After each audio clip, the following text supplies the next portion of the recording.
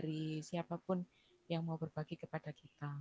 Kemudian terima kasih kami ucapkan kepada Bu Dekan, yaitu Bu Sofi, yang selalu mendukung kegiatan untuk meningkatkan pengetahuan adik-adik mahasiswa. Serta narasumber pada pagi hari ini, yaitu Bapak Azan dari BFI Syariah yang meluangkan waktunya untuk berbagi ilmu dengan kami semua. Kemudian akan saya bacakan susunan acara pada pagi hari ini. Yang pertama yaitu pembukaan, kemudian sambutan dari Bu Dekan, kemudian disambung dengan doa, dan terakhir penutup. Kemudian nanti akan berlangsungnya acara akan dipandu dengan Pak Farid. Untuk memulai acara pada pagi hari ini, marilah kita buka dengan bacaan basmalah.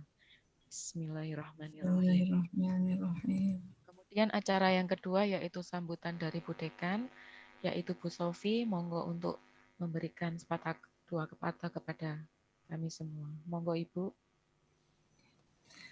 Baik, Assalamualaikum warahmatullahi wabarakatuh. Waalaikumsalam warahmatullahi wabarakatuh.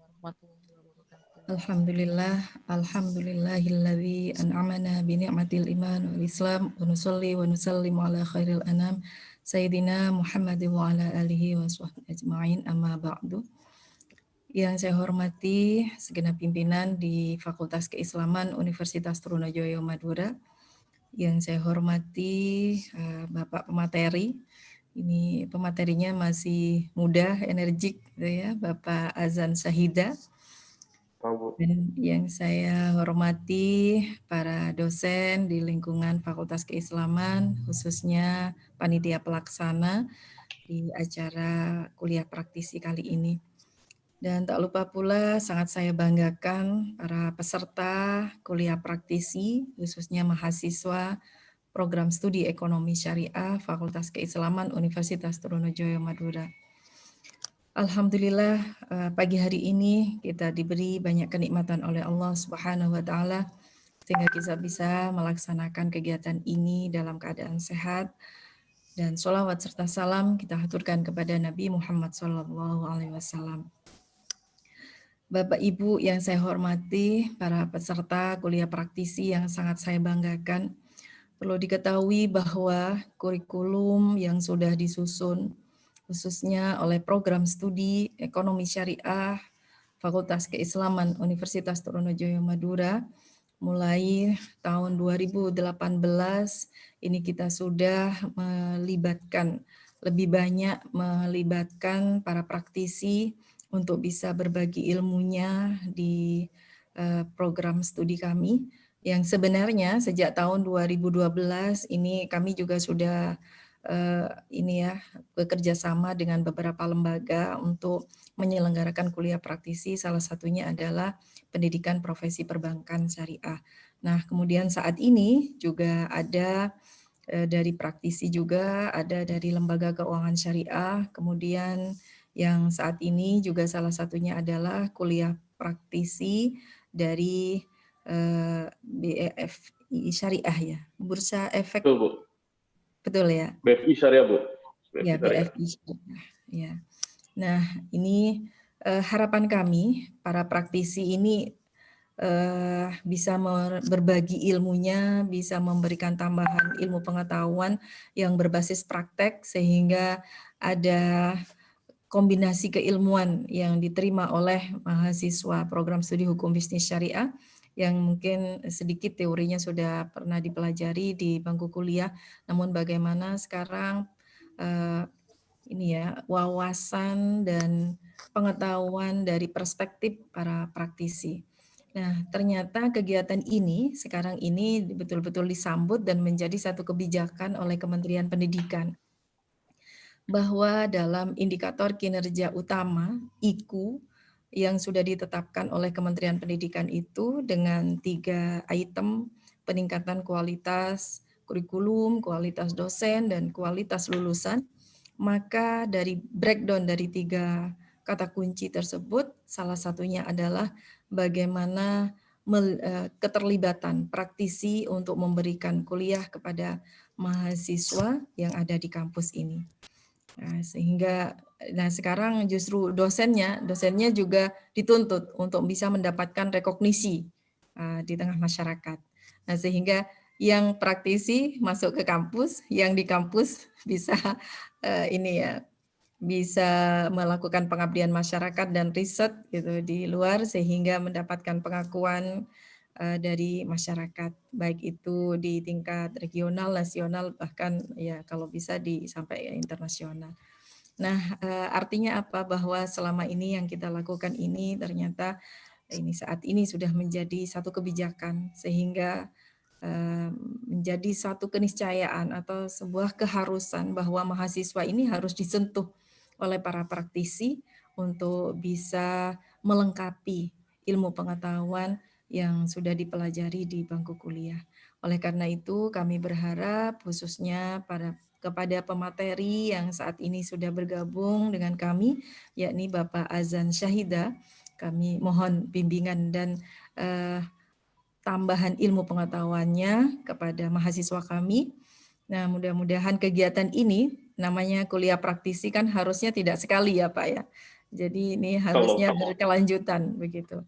Nah, harapannya ke depan juga kita bisa menindaklanjuti dengan MOU, bagaimana nanti barangkali ada mahasiswa kami juga bisa magang.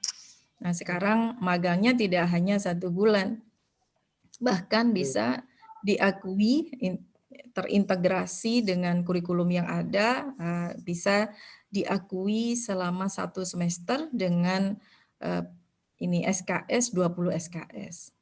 Nah, ini tapi ya tinggal lembaga mana yang siap gitu ya, maka kita juga akan menyambutnya sesuai dengan profil lulusan yang sudah dirumuskan bersama. Oleh karena itu, maka mahasiswa kami harus dibekali sesuai dengan kompetensi apa yang harus dimiliki oleh mahasiswa kami, sehingga lembaga itulah yang akan kami ajak untuk bermitra dengan kami, termasuk di lembaganya Pak Azan Syahida, yang mohon nantinya bisa barangkali berkenan untuk bisa ditindaklanjuti dengan MOU, sehingga mahasiswa kami bisa belajar lebih lama dan lebih banyak. Saya kira itu Bapak Ibu sekalian, kita harus semangat ini berjoin dengan para praktisi, mudah-mudahan masih tetap berkenan ya untuk mendampingi mahasiswa kami di sini. Walaupun saat ini kita memang masih secara virtual ya Pak.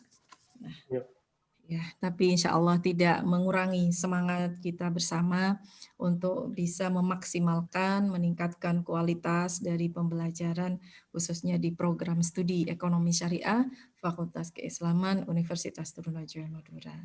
Saya kira itu, sekali lagi mohon maaf manakala ada kata yang kurang berkenan.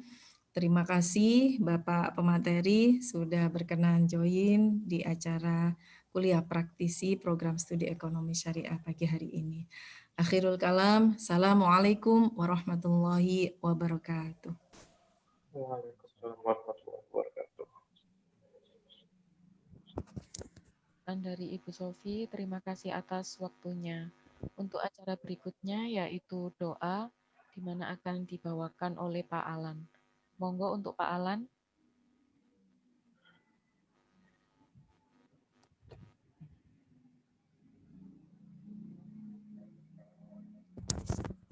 Suaranya masih di mute.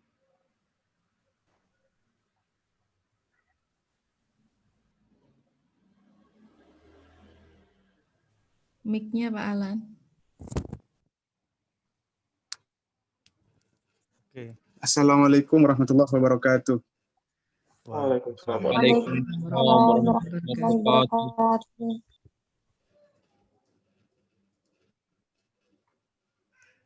Mari kita tutup kegiatan acara ini dan bacaan doa, semoga berjalan dengan lancar untuk yang berkelanjutan dan bermanfaat untuk kita semua. Amin amin ya rabbal alamin. Bismillahirrahmanirrahim.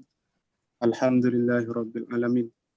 Hamdan syakirin, hamdan naimin, hamdan yuafi ni'mahu wa yukafi mazidah. Ya Rabbana lakal hamdu kama yanbaghi li jalalik wa 'azimi sultanik. Allahumma barik lana fi umrina wa barik lana fi rizqina وبارك لنا في أعمالنا يا عزيز يا غفار. اللهم اجعلنا علما نافعا وزيادة في العلم والإيمان وسلامة في الدنيا والآخرة. ربنا ظلمنا أنفسنا وإن لم تغفر لنا ترحمنا لنكونن من الخاسرين. ربنا لا تزغ قلوبنا بعد إذ هديتنا وهب لنا من لدنك رحمة إنك أنت الوهاب. ربنا آتنا في الدنيا حسنة وفي الآخرة حسنة وقنا عذاب النار. سبحان ربك رب العزة عما يصفون سلام على المرسلين والحمد لله رب العالمين. ربنا تقبل منا دعانا بسر أسرار الفاتحة.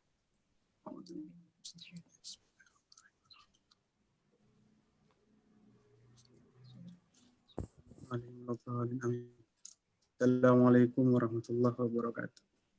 Waalaikumsalam Waalaikumsalam. Warahmatullahi wabarakatuh. Terima kasih Pak Alan atas doanya. Demikian acara demi acara telah kita lalui. Untuk mempersingkat waktu, maka acara akan disambung oleh Pak Farid. Dan demikian dari saya, mohon maaf jika ada yang kurang berkenan. Wassalamualaikum warahmatullahi wabarakatuh. Waalaikumsalam Waalaikumsalam. warahmatullahi wabarakatuh. Mohon izin Bapak Ibu warahmatullahi wabarakatuh. ya Bu. undur diri. Terima Bu. kasih, Bu. Ya. Terima kasih Ibu Bu. atas waktunya. Oke, baik. Terima kasih kepada MC. Sebelum kita mulai pemaparan materinya, sedikit saya sampaikan ketentuan kuliah praktisi hari ini. Yang pertama, penyampaian materi selama sekitar 45 menit atau 30 menit, Pak? Insya Allah secukupnya 40 menit saya usahakan saya maksimalin. 40 menit ya. Ya. Kemudian selama narasumber menyampaikan materi, peserta diharapkan mematikan mic-nya dan tidak boleh melakukan interupsi. Yang ketiga, saat sesi tanya jawab, kita akan buka 3 pertanyaan terlebih dahulu, sehingga silakan disimak baik-baik materinya dan disiapkan pertanyaannya. Untuk yang ingin bertanya nanti, silakan langsung menyalakan kamera dan mic-nya. Sedikit saya sampaikan tentang CV beliau.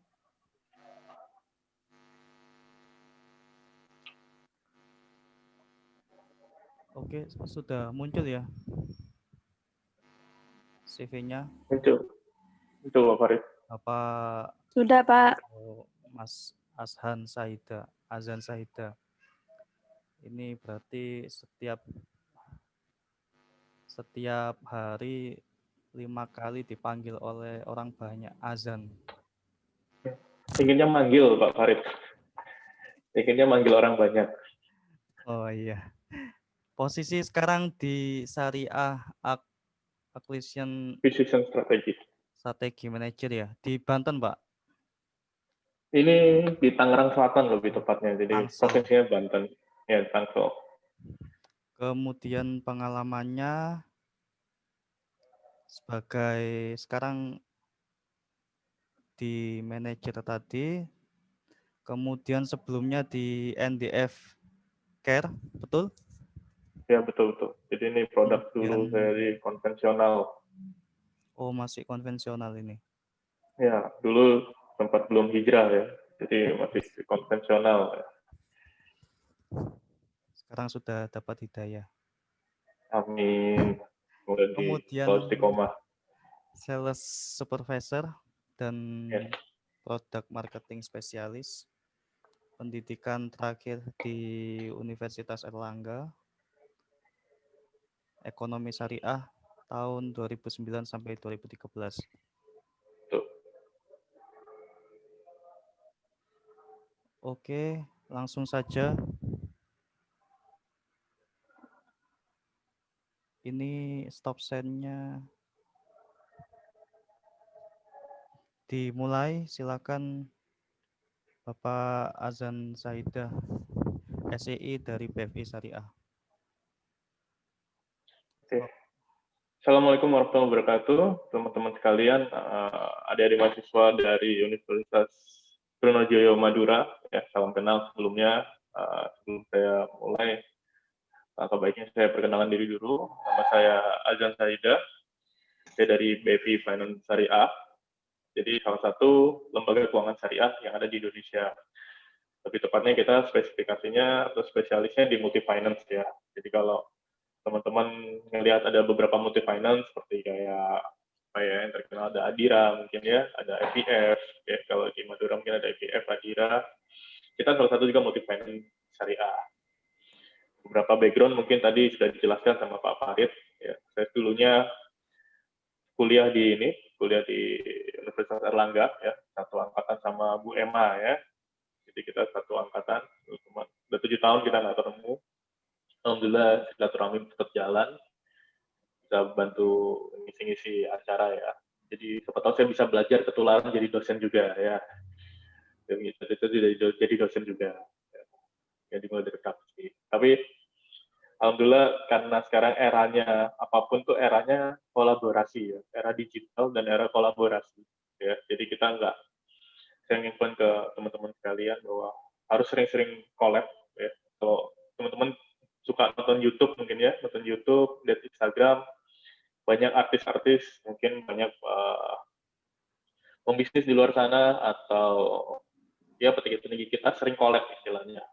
Jadi sharing ilmu ya, sharing skill ya, kemampuan ya kan, apapun itu sekarang eranya kolaborasi karena ingin kita berkembangnya bersama ya, untuk menjadi lebih baik, terutama untuk membesarkan keuangan syariah lebih tepatnya. Nah, adik-adik ini kan jurusannya ekonomi syariah semua bukan ya? Rata-rata. Ya, betul. Semester 5. Semester 5 ya, alhamdulillah. Ya. Sebentar lagi mau lulus berarti ya. Sebentar lagi mau lulus. Dulu zaman saya semester 5 sudah mulai apa itu, masih inosen beberapa mata kuliah, habis itu udah mulai nyusun skripsi. Nah, itu salah satunya yang ngajarin saya Mbak Emma ya. Jadi saya belajar sama Mbak Emma bikin skripsi dulu ya. Alhamdulillah ketemu lagi. Mungkin saya bisa share screen ya, sambil share screen. Silakan, Pak. Nah, kelihatan share screen-nya? Kelihatan ya, Pak Farid ya? Kelihatan, Pak. Alhamdulillah. Hari ini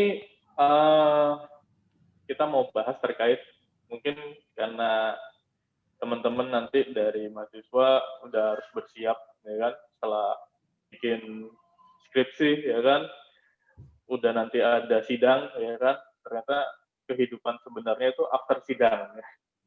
Jadi mungkin ujiannya nanti di sidang, diuji, ternyata itu baru seberapa persen dari kehidupan kita. Nanti mulai masuk kehidupan ya setelah sidang nanti ya, masuk era dunia profesional kerja ya. Makanya hari ini saya diminta bahas terkait etika profesi kerja. Itu sangat berhubungan banget tentang kita punya profesional kerja. Pertama pribadi saya, ya kan, saya ingin berbagi ilmu juga dengan adik-adik sekalian. Lalu gimana caranya kita dari mahasiswa sebenarnya sudah terbiasa, sudah bersiap ya, menyiapkan diri sendiri untuk akan masuk ke dunia kerja. Itu yang lebih tepat, karena kalau mau masuk, ibaratnya kalau mau masuk kuliah aja ya, pertama kali masuk kuliah mungkin kaget ya. Kalau bisa kita persiapkan jauh-jauh hari, mungkin pas SMA kita udah persiapan ya kan, kita nanti mau kuliah di mana, tujuannya apa, goals-nya apa, mungkin kuliah itu lebih startnya lebih enak. Nah, seperti itulah ibaratnya. Jadi kalau misalnya kita mau kerja, kalau kita udah persiapkan jauh-jauh hari, ya kan, apalagi masih semester 5 ya, jadi masih ada beberapa waktu untuk menyiapkan. Jadi nanti ketika jadi seorang fresh graduate, ya kalau misalnya masuk ke dunia profesional kerja ya, kalau di lingkungan saya itu di perusahaan swasta atau enggak di perusahaan BUMN mungkin ya, nanti atau di perusahaan negara, kita udah siap. Ya, jangan sampai kita baru fresh graduate, kita baru coba mengulik-ulik apa sih kemampuan kita, apa skill kita, tapi kita udah harus bersiap dari sekarang. Apalagi masih muda ya, jadi banyak orang bilang makin muda harusnya makin semangat, ya kan, harus sudah siap segala sesuatunya. Semakin muda semakin bagus tuh mempersiapkan. Nah itulah makanya saya pengen bahas terkait etika profesi kerja. Alhamdulillah hari ini saya kerja di salah satu perusahaan multi finance ya. Saya sambil perkenalan juga. Nah, inilah. Assalamualaikum guys ya. Jadi kalau bilang inginnya kita sepantaran aja ya bahasanya. Jadi tidak ada yang lebih senior, tidak ada yang juga junior gitu kan. Kita pengen sepantaran ya. Jadi anggap aja saya ini sebagai apa ya? Sebagai partner kalian lah ya nanti ke depannya buat bisa kita banyak. Nanti saya kasih nomor saya mungkin ya. Kalau misalnya teman-teman mau bahas lagi di luar pekerjaan ya, di luar bidang ini, pengen sharing, Mas, gimana sih tips and triknya, gimana sih dunia pekerjaan itu, boleh aja. Jadi nanti saya mungkin dengan share nomor saya, mungkin nanti Mbak Emma bisa bantu. Alhamdulillah hari ini saya itu udah kerja 7 tahun ya. 7 tahun, 2013 lulus langsung kerja, alhamdulillah langsung di PT BFI ini. Ya, yang merintis ya, namanya karir itu merintis dari bawah. Ya, awalnya jadi dari sales, awalnya jualan ya, nggak tahu, oh kerja itu ada jualan ya kan, lama-lama naik jabatan ya beberapa hingga sampai 7 tahun ini ya. Sekarang saya sebagai Syariah Acquisition Strategi Head ya. Kalau di luar sana head itu istilahnya senior manager di salah satu perusahaan swasta, lebih tepatnya multi finance syariah, PT BFI Finance ya gitu. Nah, alhamdulillah saya juga dulu alumni dari Prodi Ekonomi Islam, Fakultas Ekonomi dan Bisnis Universitas Airlangga ya, angkatan 2009 ya. Dan sebenarnya saya selalu bilang ini mungkin quote pertama ya. Jadi dari kita mahasiswa mungkin atau enggak ketika kita sudah lulus, selalu ingat goals-nya kita dan jangan lupa ketika kita belajar, terutama kalau kita masuk satu bidang pendidikan, ya jangan lupa dengan pendidikan tersebut. Contoh saya ketika saya masuk ekonomi syariah, saya janji saya coba berusaha untuk bisa menerapkan ya atau menerapkan ilmu yang saya dapat. Nah, itu yang saya selalu pegang. Sampai suatu saat ketika saya masuk ke dunia keuangan, ya, awalnya memang masuk di dunia tadi, mungkin CV saya di awal-awal, ini apa ini ya, konvensional ya, ternyata kok bukan orang syariah. Ya. Awal-awal memang saya masuk di konvensional, di keuangan konvensional. Ya. Mungkin teman-teman belajar, waduh mas itu ribanya, Masya Allah, ya, subhanallah, astagfirullah malahan ya. Jadi kalau misalnya serem banget lah dunia seperti itu. Jadi alhamdulillah saya selalu canangkan diri saya bahwa insya Allah ketika saya punya kemampuan, ketika saya ada kesempatan, ilmu saya nggak pengen sia-siakan. Alhamdulillah juga di tahun kelima saya bekerja, itu akhirnya saya bisa bantu juga. Saya salah satu co-foundernya juga dari unit usaha syariah ini di PT BFI Finance. Yang tadinya sama sekali nggak ada istilahnya nggak ada sama sekali produk syariah ya. Tapi dari awal saya pengen, insya Allah di perusahaan ini saya bisa bangun namanya produk syariah. Sehingga bisa sama-sama kita membesarkan namanya keuangan syariah. Meskipun masih banyak perjalanannya, masih panjang perjalanannya, alhamdulillah saya udah produk BFI syariah ini udah 3 tahun kita jalan. Ya. Jadi ya ini sebagai singkat perjalanan saya untuk karir. Ya. Jadi selalu saya bilang sama teman-teman sekalian, jangan lupa ya bahwa teman-teman itu berasal dari nanti ini dari Universitas Joyo Madura udah ada ekonomi syariahnya, jangan lupa sama fakultasnya, jangan lupa sama prodinya keuangan syariah ya, ekonomi rumah mau nanti jadi masuk di lembaga apa ya, lembaga keuangan, perbankan ya, mau di lembaga-lembaga yang lain, itu jangan lupa sama ilmunya karena kita sama-sama punya peran untuk mengembangkan keuangan syariah ya, terutama di Indonesia ini ya kan. Jadi semoga ini bisa buka gambaran buat teman-teman sekalian. Nah terus Pak itu kenapa ya mungkin atau Mas kok santai banget fotonya ya, jadi santai banget saya pakai casual kayak gini. Nah alhamdulillah juga nih ya, karena eranya sekarang eranya milenial, jadi teman-teman sekalian nggak usah khawatir ketika nanti masuk kerja. Nanti dulu pesannya kalau masuk jadi karyawan itu kaku ya kan, banyak rules-nya ya kan, nanti harus pakai dasi ya. Insya Allah beberapa perusahaan kita udah nerapin ibaratnya untuk kalangan-kalangan kita milenial. Ya, terutama adik-adik nih, ini masih muda-muda ya kan, pengennya kerja juga santai, ya kan, ibaratnya kerja juga kayak di rumah. Ya. Nah ini casual, jadi kalau kerja ya kayak gini modelnya. Jadi kadang pakai polo shirt kayak gini ya kan, terus kadang juga pakai kemeja ya kan. Jadi insya Allah kita ini yang masih muda-muda milenial ini bisa juga bantu perusahaan dengan nyaman juga dalam bekerja. Ya, seperti itu. Jadi ini perkenalan mungkin di muka ya, Pak Iba di depan. Seperti itu. Oke, saya lanjutin. Nah, itu terkait saya. Nah, saya juga mau jelasin terkait dengan, saya juga punya perusahaan sebenarnya. Ini namanya BFI Finance Syariah. Ya, kita udah berkembang, kita sudah jalan mungkin 3 tahun. Ya. Ini produk baru 3 tahun. Bukan produk yang udah lama, atau unit usaha yang udah lama, bukan. Tapi unit usaha yang benar-benar saya coba rintis, ya kan. Karena tadi saya ingat sama prodi kuliah saya, ekonomi Islam. Terutama pas di Erlangga, dulu pas di Surabaya, saya punya cita, saya pengen ngembangin keuangan syariah. So ya, alhamdulillah saya dikasih kesempatan buat ngembangin produk keuangan syariah. Ya, kita berdiri, alhamdulillah, mulai dari 2017 idenya, ya kan, kita mikir bisnis modelnya seperti apa, ya kan, terus skema bisnisnya seperti apa, nanti kalau mau ngambil keuntungannya kayak gimana, akad-akad yang mau kita pakai kayak gimana, nah itu saya udah mikirin dari situ, dari tahun 2017. Mungkin yang sekarang lagi tren, mungkin adik-adik lagi nonton drama Korea, ada yang namanya startup ya, pengen nonton startup mungkin ya, dan itu lagi rame banget ya kan?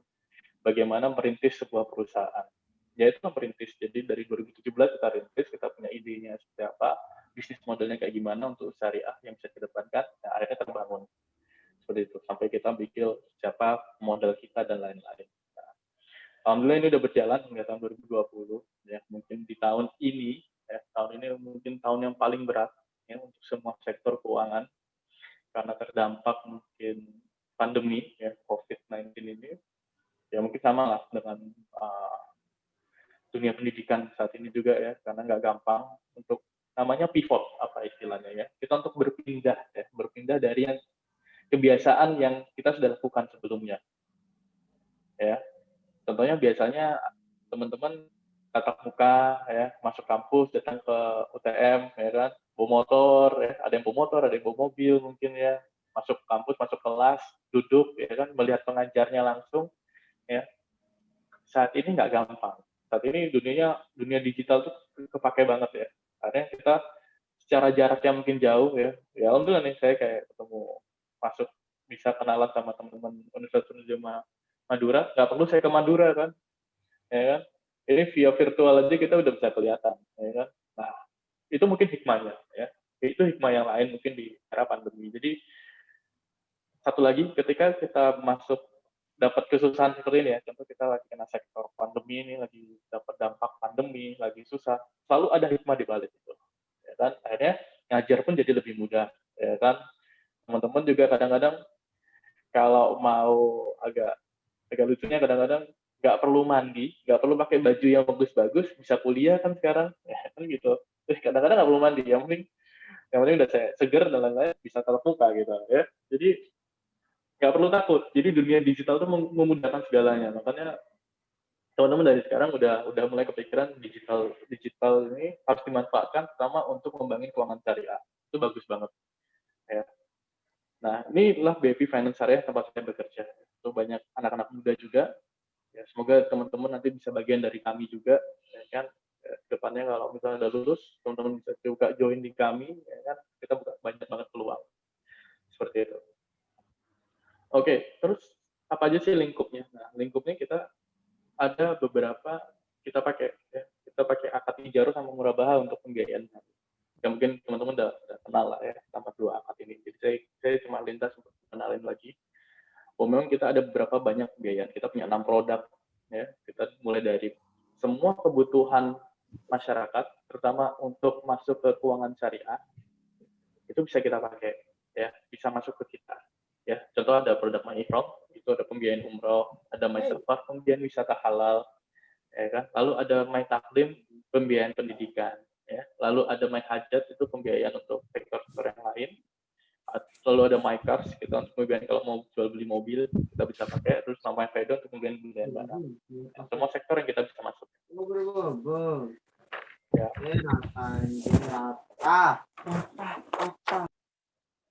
Oke, kayaknya ada iklan sedikit, nggak masalah, aman, biasa kok ya. Jadi ini beberapa produk kita ya. Jadi bidang usaha kita yang butuh pakai. Nah, kebanyakan kita memang maunya menjalankan penggunaan kata-kata dengan tujuan berkonsep syariah. Itu yang kita mau pakai.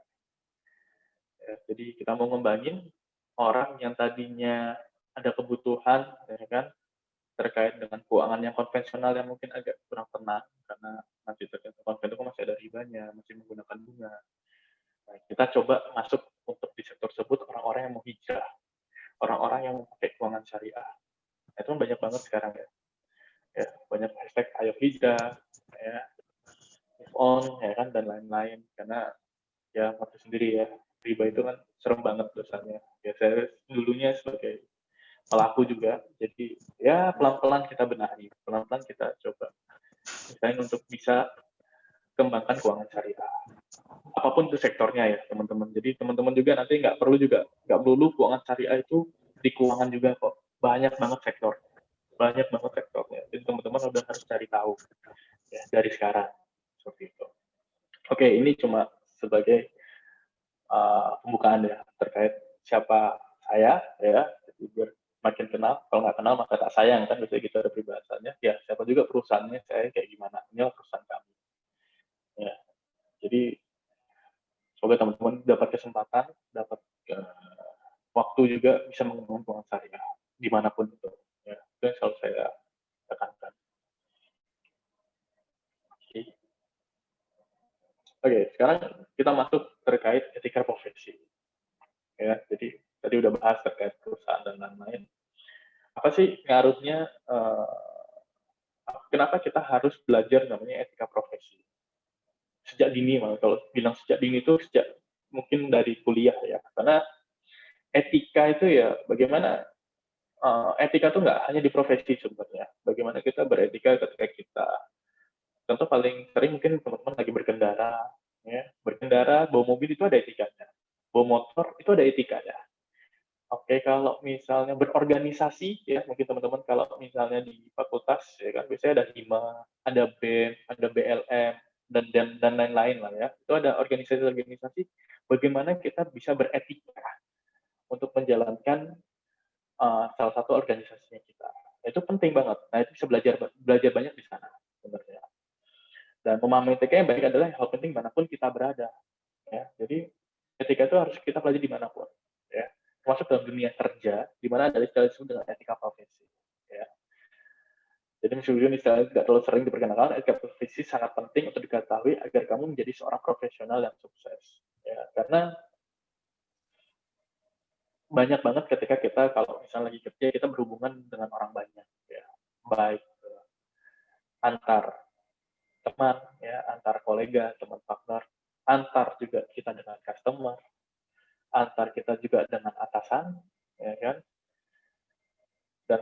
dan fungsi-fungsi yang lain seperti eksternal. Jadi benar-benar etika profesi ini kepake banget, ya, karena kita harus ngembangin juga mulai sekarang. Jadi kalau mau apa ya seorang pembisnis, ya siapapun itu kalau teman-teman sekarang bisa lihat dimanapun, YouTube udah gampang banget carinya ya sekarang. Pasti mereka punya cara bagaimana mereka tampil, ya kan? Kalau seorang profesional itu tampil, bagaimana mereka itu berbicara, ya, menyampaikan pendapat, menyampaikan ilmu, ya kan? Bagaimana mereka juga berkomunikasi, ya, itu penting banget, ya. Dan bagaimana dia bisa memaksimalkan dia punya skill ya dan kemampuan. Itu ada etika profesinya. Ya, baik swasta ataupun misalnya mau masuk pegawai negeri misalnya. Ya, pegawai negeri pun ada etika profesinya, malah diatur. Ya, kalau nggak salah di Undang-Undang tahun 8 ya, itu diatur banget tentang kepegawaian.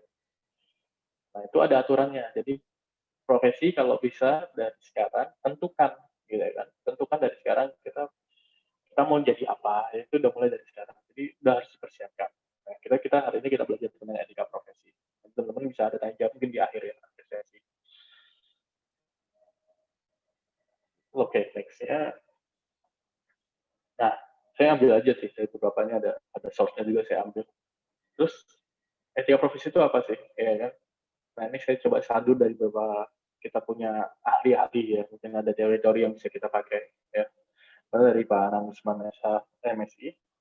Jadi kalau etika profesi itu menurut beliau adalah sikap hidup untuk memenuhi kebutuhan pelayanan profesional dari klien dengan keterlibatan dan keahlian sebagai pelayanan dalam rangka kewajiban masyarakat sebagai keseluruhan terhadap para anggota masyarakat yang membutuhkannya dan disertai refleksi yang terutama.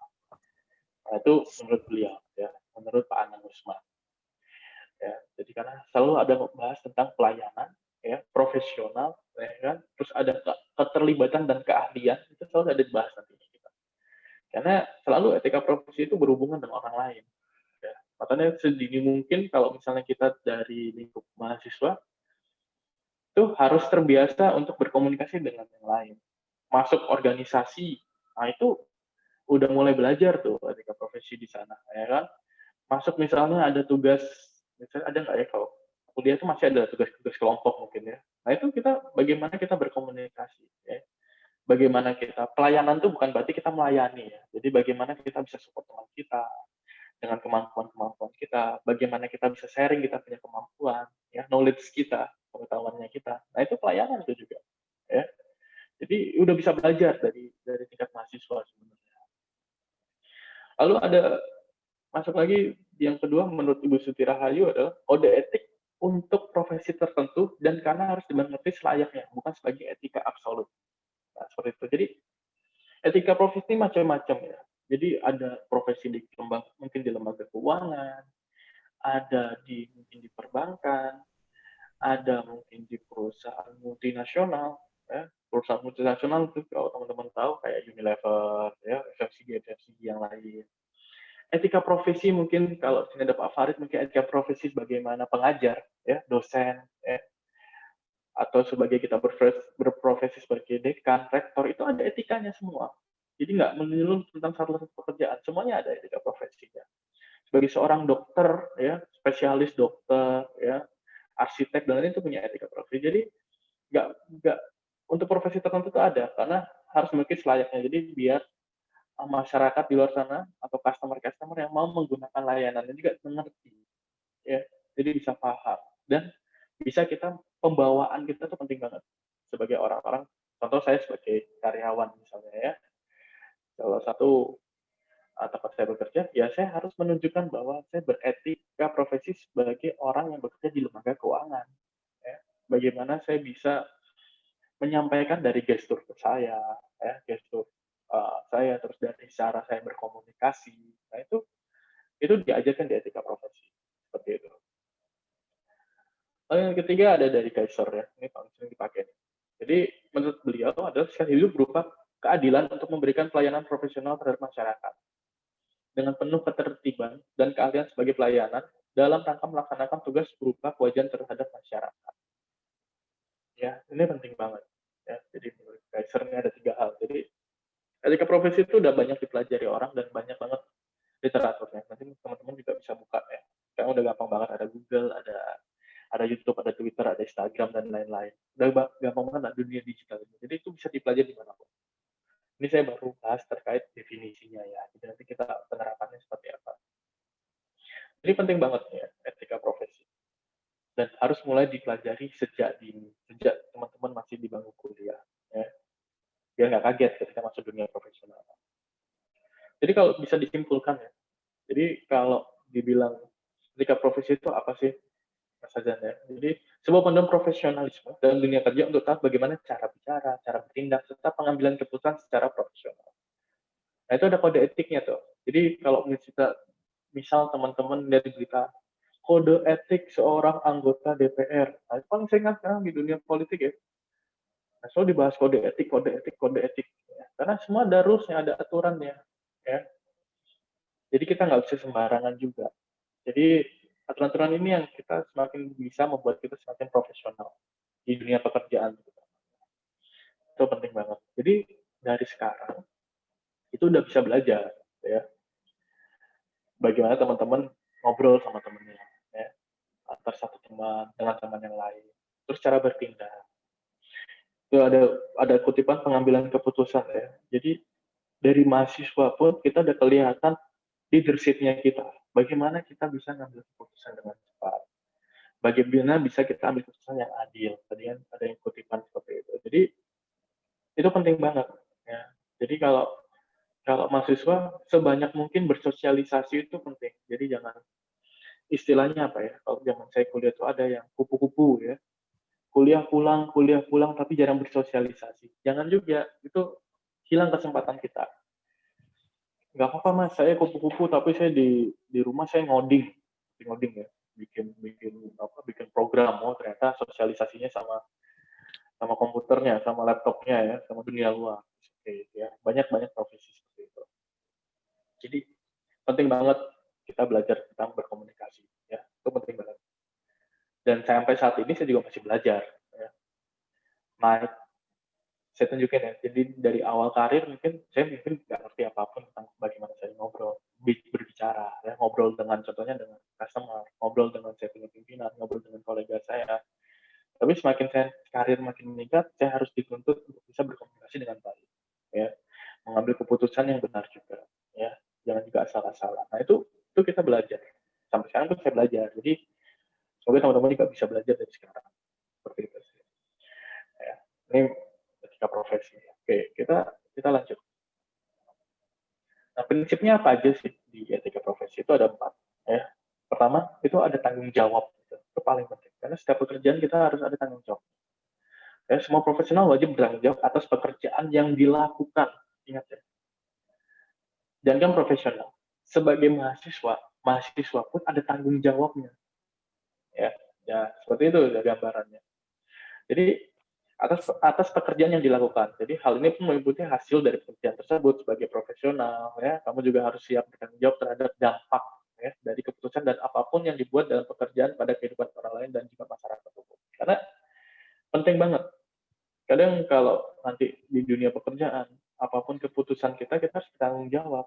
Apapun tindakan kita ya, terutama kalau profesi saya kan di dunia layanan umum ya kan, bersosialisasi dengan masyarakat, ya saya harus, tindakan saya juga harus tanggung jawab ya kan, apapun yang saya lakukan nanti akan dilihat orang, jadi nggak bisa sesukanya seperti itu. Jadi harus bersiap. Contoh misalnya saya kembali lagi menjadi seorang dosen pun seperti itu, harus ada tanggung jawabnya ya. Contohnya paling dekat, dosen juga ada.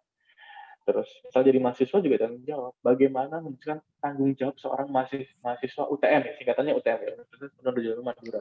Bagaimana bisa punya tanggung jawab sebagai seorang mahasiswa. Nah, itu penting banget. Kita bisa belajar ya. Contoh tanggung jawab mahasiswa itu banyak banget ya. Dia harus bisa belajar sebanyak mungkin ya, belajar mengerjakan tugas ya, masuk kuliah ya kan. Nah, itu macam-macam. Ini bertanggung jawab nggak kita ya, atas yang sudah kita kerjakan. Ya. Hasil-hasilnya seperti apa? Nanti ada misalnya ada kuliah praktek ya, PKN. Nah, itu juga ada tuh belajar bertanggung jawab. Nah, itu penting. Jadi prinsip pertama bertanggung jawab, karena kita tuh dilihat orang lain. Ya, profesi apapun itu dilihat, kita harus bertanggung jawab ya. Lalu yang kedua, kita ada konsep keadilan ya, ada prinsipnya keadilan. Jadi bagaimana seorang profesional harus selalu mementingkan nilai keadilan dalam pekerjaannya, apapun yang dilakukan harus adil dan diberikan kepada siapapun yang berhak, apalagi bagi profesi yang melayani rakyat sebagai petugas kesehatan, polisi dan lain-lain. Nah, itu adalah etika profesi lain. Jadi, tahu rules-nya, tahu aturannya ya kan, nggak terlalu berlebihan, nggak juga menguranginya. Itu penting. Jadi ketika kita berprofesi apapun ya, itu harus ada nih prinsip keadilan. Yang tadi kita udah bertanggung jawab atas apa yang kita kerjakan, konsep keadilan penting juga. Ya, ini secara teori juga. Jadi kalau misalnya penerapan nanti ada beberapa penerapan penjelasan. Lalu otonomi ya, mungkin karena profesional ya, biasanya udah bisa ngambil keputusan, memiliki kebebasan dan wewenang ya. Semakin tinggi jabatan biasanya wewenangnya makin tinggi juga ya. Nah, itu harus bekerja sesuai dengan profesinya. Hal ini juga berarti seorang profesional memiliki hak untuk melakukan atau tidak melakukan sesuatu berdasarkan kode etik profesi yang berlaku. Jadi harus kita tahu nih. Selalu melihat kalau di keuangan syariah ini apakah ini cenderung ke halal atau ini kalau saya lakukan flow ini jadi haram, itu bisa banget. Nah, itu kalau profesi saya. Ya, jadi otonomi itu seperti itu. Jadi kita tahu mana yang baik dan mana yang benar, mana yang halal, mana yang haram. Itu kelihatan dalam konsep bermuamalah. Konsep bermuamalah itu penting banget. Kalau keuangan syariah ini muamalah ya, jadi penting banget. Itu ada otonomi. Yang terakhir ada integritas. Ini paling penting banget lagi nih yang terakhir, integritas moral. Ya. Integritas ini menjunjung tinggi semuanya sebenarnya. Ya. Alami ketika etika profesi ini harus terkait dengan integritas. Ya. Karena merupakan kualitas kejujuran dan prinsip moral yang dilakukan secara konsisten sebagai seorang profesional. Sebagai seorang profesional, kamu harus ingat untuk menjaga kepentingan profesi diri sendiri dan juga untuk kepentingan masyarakat. Integritas itu udah paling nomor satu lah menurut saya. Karena beberapa perusahaan itu yang dijunjung tingginya integritas. Apalagi orang pelayanan masyarakat, ya, yang kelihatan banget kayak misalnya anggota-anggota dewan kita, politika kita, ya. Terus lembaga-lembaga misalnya ada polisi, ada TNI dan lain-lain. Lalu kelihatan lah ya keahliannya. Itu harus punya integritas, ya. Karena menyangkut diri sendiri, ya. Seorang yang nggak punya integritas, ya kelihatan, ya. Contoh ini ya, akhir-akhir ini kan, baru-baru ini ada menteri yang tertangkap, ya. Tertangkap KPK. Itu etika profesinya kan kelihatan sebenarnya. Dan dia bayangin, kalau dia korupsi itu udah terlihat bahwa integritasnya sangat rendah. Ya, dimanapun itu. Di perusahaan kami juga iya. Contoh kalau di lembaga keuangan, ya, kita ambil 100 rupiah pun, ya, kita harus tanggung jawab. Ya, kan? Yang bukan hak kita. Nah, itu harus kita jaga integritas kita. Bagaimana seorang karyawan, seorang profesional, itu harus melihat. Ya, ini hak kita atau bukan. Tadi udah belajar tentang otonominya, keadilannya, tanggung jawabnya. Kita udah tahu ini benar nggak, ini buruk nggak, buat masyarakat berdampaknya seperti apa. Itu harus kita lihat. Itu seorang profesional dijunjung tinggi integritasnya. Ya, itu penting banget. Jadi nanti ada beberapa turunan. Ini ada 4 hal prinsip terkait etika profesi. Ya, beberapa ini sangat make sense dan sangat sesuai banget ketika kita menjalankan etika profesi dimanapun itu berada. Yang paling penting dari sekarang, teman-teman udah belajar tuh dan bisa menjunjung tinggi namanya integritas. Integritas tuh ya yang kita lakukan, apa yang kita pikirkan, apa yang kita lakukan sesuai semuanya, ya. Dan tapi berubah-ubah. Itu moral, itu penting banget, ya. Karena semua perusahaan tuh ujung-ujungnya kejujuran itu penting karena itu dilihat di orang lain, di customer, di partner-partner yang lain. Ya. Bayangin kepercayaan kita kepada publik seperti apa. Ya sama, tadi saya ceritain. Yang lagi contoh kasus KPK terbaru ini kan, Menteri Perikanan dan Kelautan, kita kena KPK, bayangin coba bagaimana akhirnya integritas dia turun ya, sebagai seorang menteri, akhirnya bagaimana tingkat kepercayaan kita terhadap negara. Nah itu sangat harus dijunjung tinggi dari awal kita kuliah ya, itu harus sudah belajar. Saya next ya. Jadi terus selalu ada fungsi etika profesi ya. Kenapa sih butuhin banget sih etika profesi? Ya. Pertama tuh sebagai pedoman bagi semua anggota suatu proses tentang prinsip profesionalitas yang ditetapkan. Penting banget karena ada pedomannya. Ya. Setiap perusahaan ada aturannya. Setiap kita bekerja pasti ada aturannya. Ya. Dokter itu ada lembaganya, ada ID, ya kan? Ikatan Dokter Indonesia itu ada aturannya semua. Ya, ada pantunnya. Sebagai mahasiswa juga, teman-teman pasti punya pedoman. Ya. Ini penting karena etika itu harus dijaga. Ya. Karena berhubungan dengan banyak orang. Yang kedua adalah sebagai alat kontrol sosial bagi masyarakat umum terhadap suatu profesi tertentu. Jadi kita tahu nih, ternyata profesi tersebut menyimpang atau tidak, masyarakat bisa menilai kalau ada aturannya. Ya. Jadi kelihatan. Balik kita contoh-contoh akhir-akhir ini ya, kalau bermasalah suatu profesi ya, ada menteri bermasalah terkena ini, kan kelihatan kontrolnya, oh dia melakukan hal yang buruk berarti. Ya, secara panduan dia tidak lakukan. Secara dia punya kebijakan, ternyata menyalahgunakannya. Nah, seperti itu. Jadi penting banget. Lalu yang ketiga adalah sebagai sarana untuk mencegah campur tangan pihak lain. Ya, di luar organisasi terhadap hubungan etika dan keanggotaan suatu profesi. Etika profesi dibangun untuk sebagai aturan-aturan yang ada di masyarakat. Ya, jadi teman-teman dari sekarang harus terbiasa dengan panduan-panduan yang ada. Sebagai mahasiswa, ya, mahasiswa kan udah ada tuh ya, ada panduan-panduannya, ya.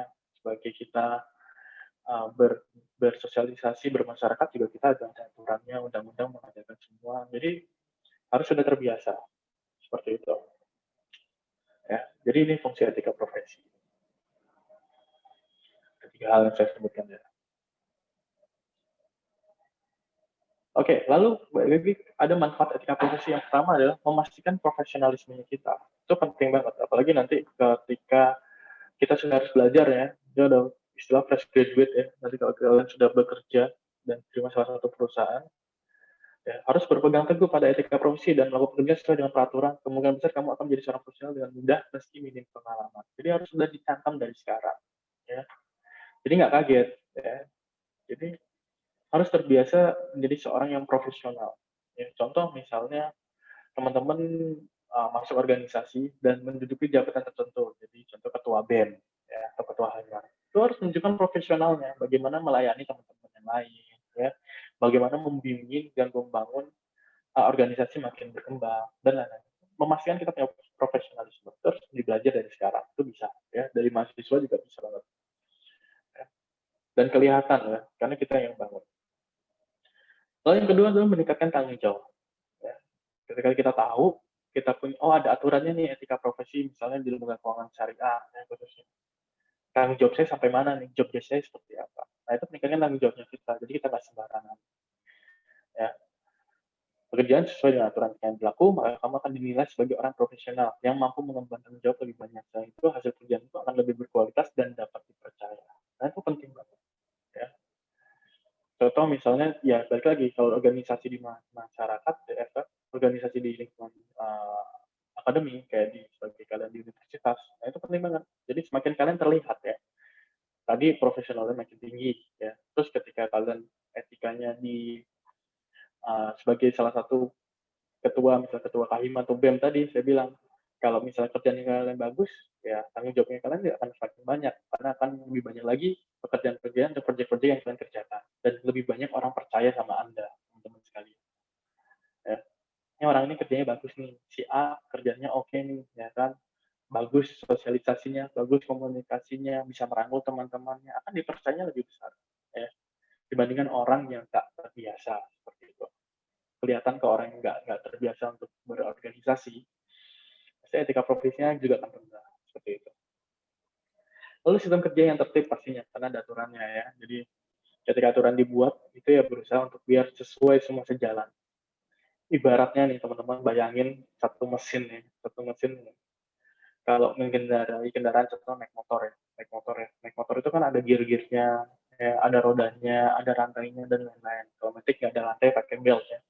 Bayangkan salah satu dari fungsinya itu nggak sejalan, ya, nggak sesuai lah ibaratnya. Ya, sama aturannya yang dibikin, contoh gearnya lebih besar, gearnya kecilan, ya ternyata remnya nggak sesuai. Nah pasti bawa motornya nggak enak, ya kendaraannya pasti di jalannya juga nggak enak, nggak nyaman, ya kan, pasti ada kendala, bisa rusak, bisa mogok dan lain-lain. Nah fungsinya sama seperti itu. Jadi etika profesi itu sama seperti tadi, ibaratnya kalau salah satu mesin ya. Jadi biar kerjanya tertib, biar sesuai aturannya, ya. Jadi tidak berantakan. Lalu yang keempat adalah meningkatkan produktivitas dan efektivitas kerja, pasti. Teman-teman pasti akan nanti suatu saat dituntut untuk bisa efektif pekerjaannya, lebih produktif. Ya. Makanya harus terbiasa sejak mahasiswa ya. Jadi mahasiswa itu jangan biasakan untuk menunda-nunda. Ya, itu penting tuh. Karena etika profesi itu nanti kalian kelihatan. Bagaimana kita mengerjakan sesuatu sesuai deadline, ya, sesuai dengan waktu yang diminta ya. Ya, saya pernah zaman kuliah juga ya, mungkin mengerti ya teman-teman ya. Jadi udah deadline, dikasih tugas ya kan, kalau bisa kerjakan semampu mungkin dan secepat mungkin biar deadline-nya bisa mundur ya kan. Jadi misalnya diminta hari H, sebelum hari H udah selesai dan teman-teman masih bisa ngerjain yang lain. Nah, produktivitasnya makin besar. Ya, masih bisa ngerjain kerjaan-kerjaan lain di luar ya. Tapi kalau mahasiswa sekarang banyak juga yang udah bekerja kan. Jadi bisa jalanin usaha-usaha bisnisnya yang lain. Dan efektifnya makin tinggi pastinya. Jam kerjanya boleh 8 jam, tapi hasilnya bermanfaat. Nah, seperti itu. Jadi dengan mengikuti pedoman etika yang baik, sebuah perusahaan akan dapat membangun suasana kerja yang nyaman. Ya. Jadi seperti para kalian bisa saling menghargai, jalan hubungan yang erat, namun kita mengedepankan profesional sesuai dengan pedoman etika yang ada. Kondisi bisnis dijalankan juga pasti akan bagus. Ya. Nah, ini penting sebenarnya. Jadi, inilah manfaat etika profesi. Jadi teman-teman harus dari sekarang udah benahi ya, udah mulai terbiasa. Kita lanjut ya. Lalu ketika ada etika profesi, skill apa aja sih yang diperlukan? Nanti kita bahas lagi di bawah lebih detail lagi ya. Nah, di etika profesi itu harus biasakan tingkatkan kepekaan. Ya. Penting bagi kita seorang pekerja profesional itu peka terhadap sesuatu ya. Peka kalau saya di lingkup kerja saya harus peka kondisi bisnis dan sistem kerjanya kayak gimana. Ya. Contoh, kita harus peka ini sekarang lagi era pandemi. Ya. Nah, kita harus berbuat apa nih biar usaha ini juga tidak mandek atau tidak berhenti. Nah, itu harus peka. Ya. Contoh misalnya teman-teman nih lagi seorang mahasiswa sekarang lagi pandemi, ya kan, untuk bertatap muka juga susah, ya kan, dan bisa di rumah aja, ya kan. Sekarang kuliah juga makin gampang.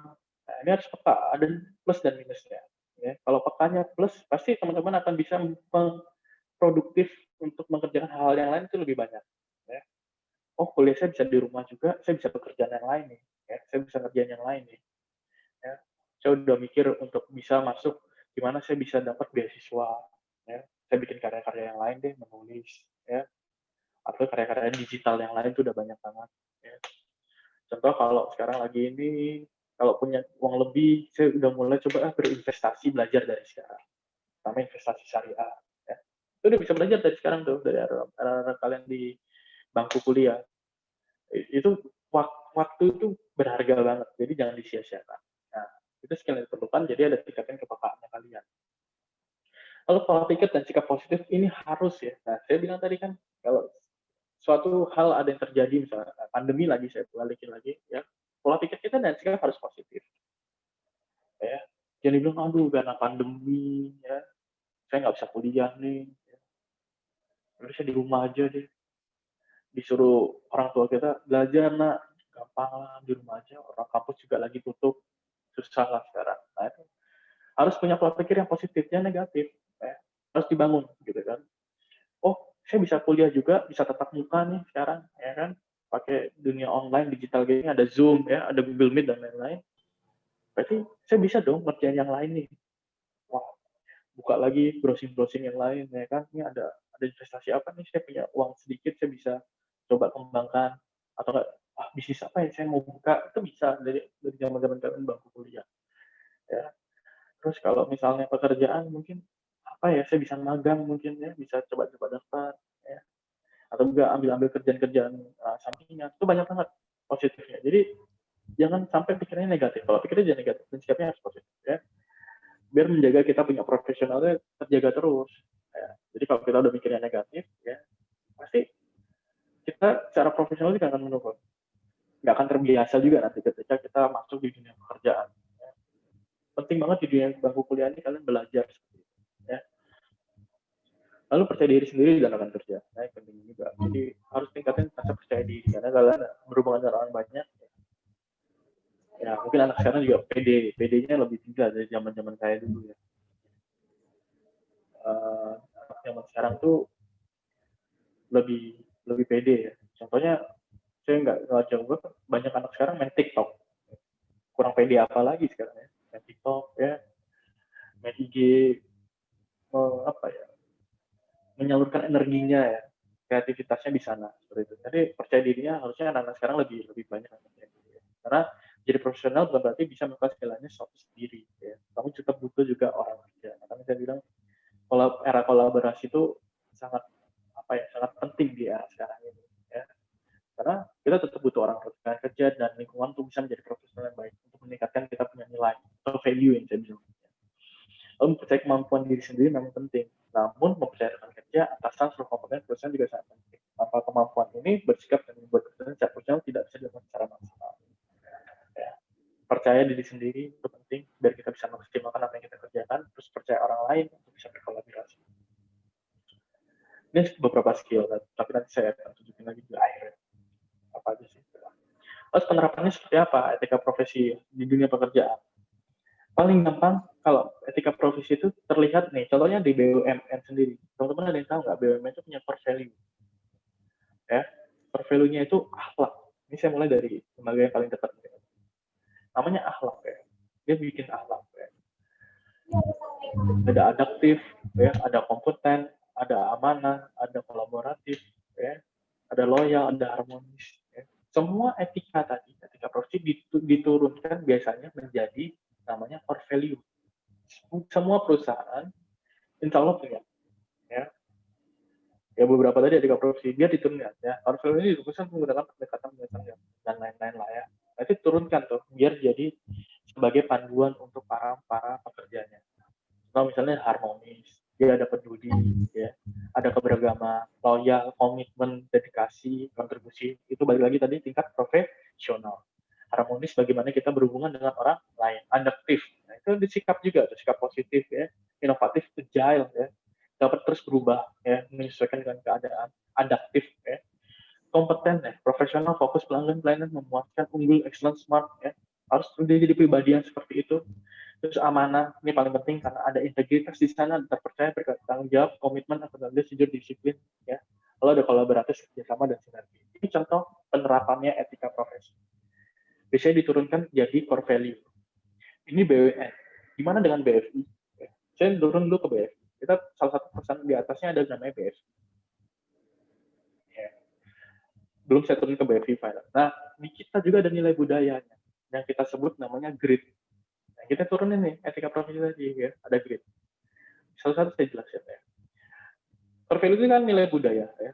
Jadi BFI Finance-nya sendiri itu menjunjung nilai inti yang disebut sebagai budaya perusahaan dan dirangkum ya. Nah, ini jadi rangkumannya etika profesi. Jadi gampang ya di etika profesi. Jadi pertama dari G-nya itu kita harus terbiasa sebagai seorang profesional itu harus biasa grow and improve continuous. Ya, jadi giat memperbaiki diri secara berkesinambungan. Ya, selalu mengembangkan diri untuk berkontribusi bagi perusahaan, belajar. Ya. Kita dituntut nggak pernah berhenti belajar. Nggak boleh ketika kita sudah mencapai level tertentu, sudah bekerja, mungkin nanti masuk zona nyaman, jangan berhenti belajar. Ini pelajaran buat teman-teman sekalian. Karena kalau kita berhenti belajar, ya kemampuan kita ya akan di situ aja, dan kita nggak akan pernah berkembang. Yang kedua, harus selalu inovatif. Ya. Ada ide, coba lakukan. Ya. Ide itu jangan ditulis aja, jangan juga di benak kepala kita. Coba dikerjakan. Insya Allah pasti jadi sesuatu dan menghasilkan. Nah, yang ketiga, proaktif. Ya. Saya bilang. Karena sebagai orang yang mau jadi profesional yang bagus, ya, jadi yang sukses dan lain, terus proaktif. Seorang mahasiswa harus proaktif, harus peka juga sama dunia luar. Jadi proaktif, ya, bertanya, proaktif, pengen cari tahu lagi, curious, ada rasa curious, rasa ingin tahu yang tinggi, ya, yang kuat tuh harus ada di teman-teman sekalian. Ya, itu pertama dari. Yang kedua dari R, itu ada respect and care. Jadi realisasikan saling menghormati dan peduli. Ya, definisinya adalah menumbuhkan sikap saling menghargai dan peduli untuk menjaga lingkungan kerja yang positif, hormat, solusi positif, dan peduli. Ini penting banget. Ya. Yang ketiga ada excellent service. Nah, kita sebagai profesional harus dituntut ya, jadi ekstra layanan kepada pelanggan internal dan eksternal. Internal itu sesama karyawan kami. Ya, itu harus excellent service. Kalau enggak, kita ke eksternal. Bagaimana kita ke customer, ke partner. Ya.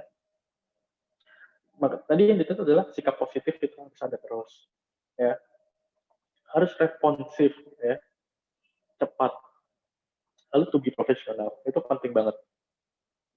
Ya, jadi ini definisi-definisinya. Turunannya tadi dari etika profesi. Ini di perusahaan kami. Ya. Lalu yang keempat ada absolute integrity. Ya, saya bilang lagi, pasti ada integritas. Ya. Jujur, konsisten, dan taat. Dan itu harus dibangun dari zaman kuliah. Ya. Seorang sukses akan menjaga integritasnya. Itu akan dilihat. Teman-teman kalau mau sukses, kalau mau kelihatan nanti interview ya, pekerjaan atau membangun sebuah bisnis, akan dilihat pertama kalinya integritasnya, bukan yang lain. Ya. Karena itu dasarnya. Jadi kalau teman-teman jujur, konsisten, dan taat, ya, dan dalam setiap tindakan untuk menjaga reputasi diri dan perusahaan yang profesional, pasti teman-teman akan dilirik dan gampang masuk kerja. Ya. Itu harus dijaga dari sekarang. Contoh nih, teman-teman kalau di lingkungannya, di temennya suka bohong, ya, temennya suka jahil, ya kan, percaya nggak? Pasti enggak. Ya. Ditemenin nggak? Enggak. Ya pasti cuma tahu aja, oh si A. Oh si A ini suka ini. Kalau teman-teman integritas ya, teman-teman lagi mengerjakan sesuatu, terus teman-teman yang lain di-share, ya kan, dibantu, pasti teman-teman juga akan kebantu juga, dan pasti dia dipercaya, bisa kelihatan banget. Lalu yang kelima ada trust and team spirit. Ini kita bangun juga karena kita nggak bisa bekerja sendiri ya. Satu perusahaan itu terdiri dari banyak banget lininya. Jadi harus ada semangat kerjasama dan saling percaya. Jadi harus ada komunikatif, kooperatif, dan sinergis antar lini. Ya. Jadi ini penting banget, ini budaya dan ini turunannya. Nah, di sini paham ya. Jadi etika profesi itu biasanya di perusahaan diturunkan jadi core value. Oke. Saya next. Ya. Nah, penerapannya di BFI Syariah seperti apa? Habis kita turunin tadi kan di konvennya ada BFI. Nah, BFI Syariah juga punya etika profesinya. Ini jadi turunannya juga. Biasanya kita mulai dari grid-nya, ini tadi yang grid kan. Nah, kita dari grid kita turunkan. Itu menjadi fas. Fas itu ada patana, ada amanah, sidik, sama tablik. Ya. Kalau fas, ya ini tahu lah sifat-sifatnya kan sifat-sifat rasul yang sifat nabi. Kita pengen kita nerapin ini. Ya.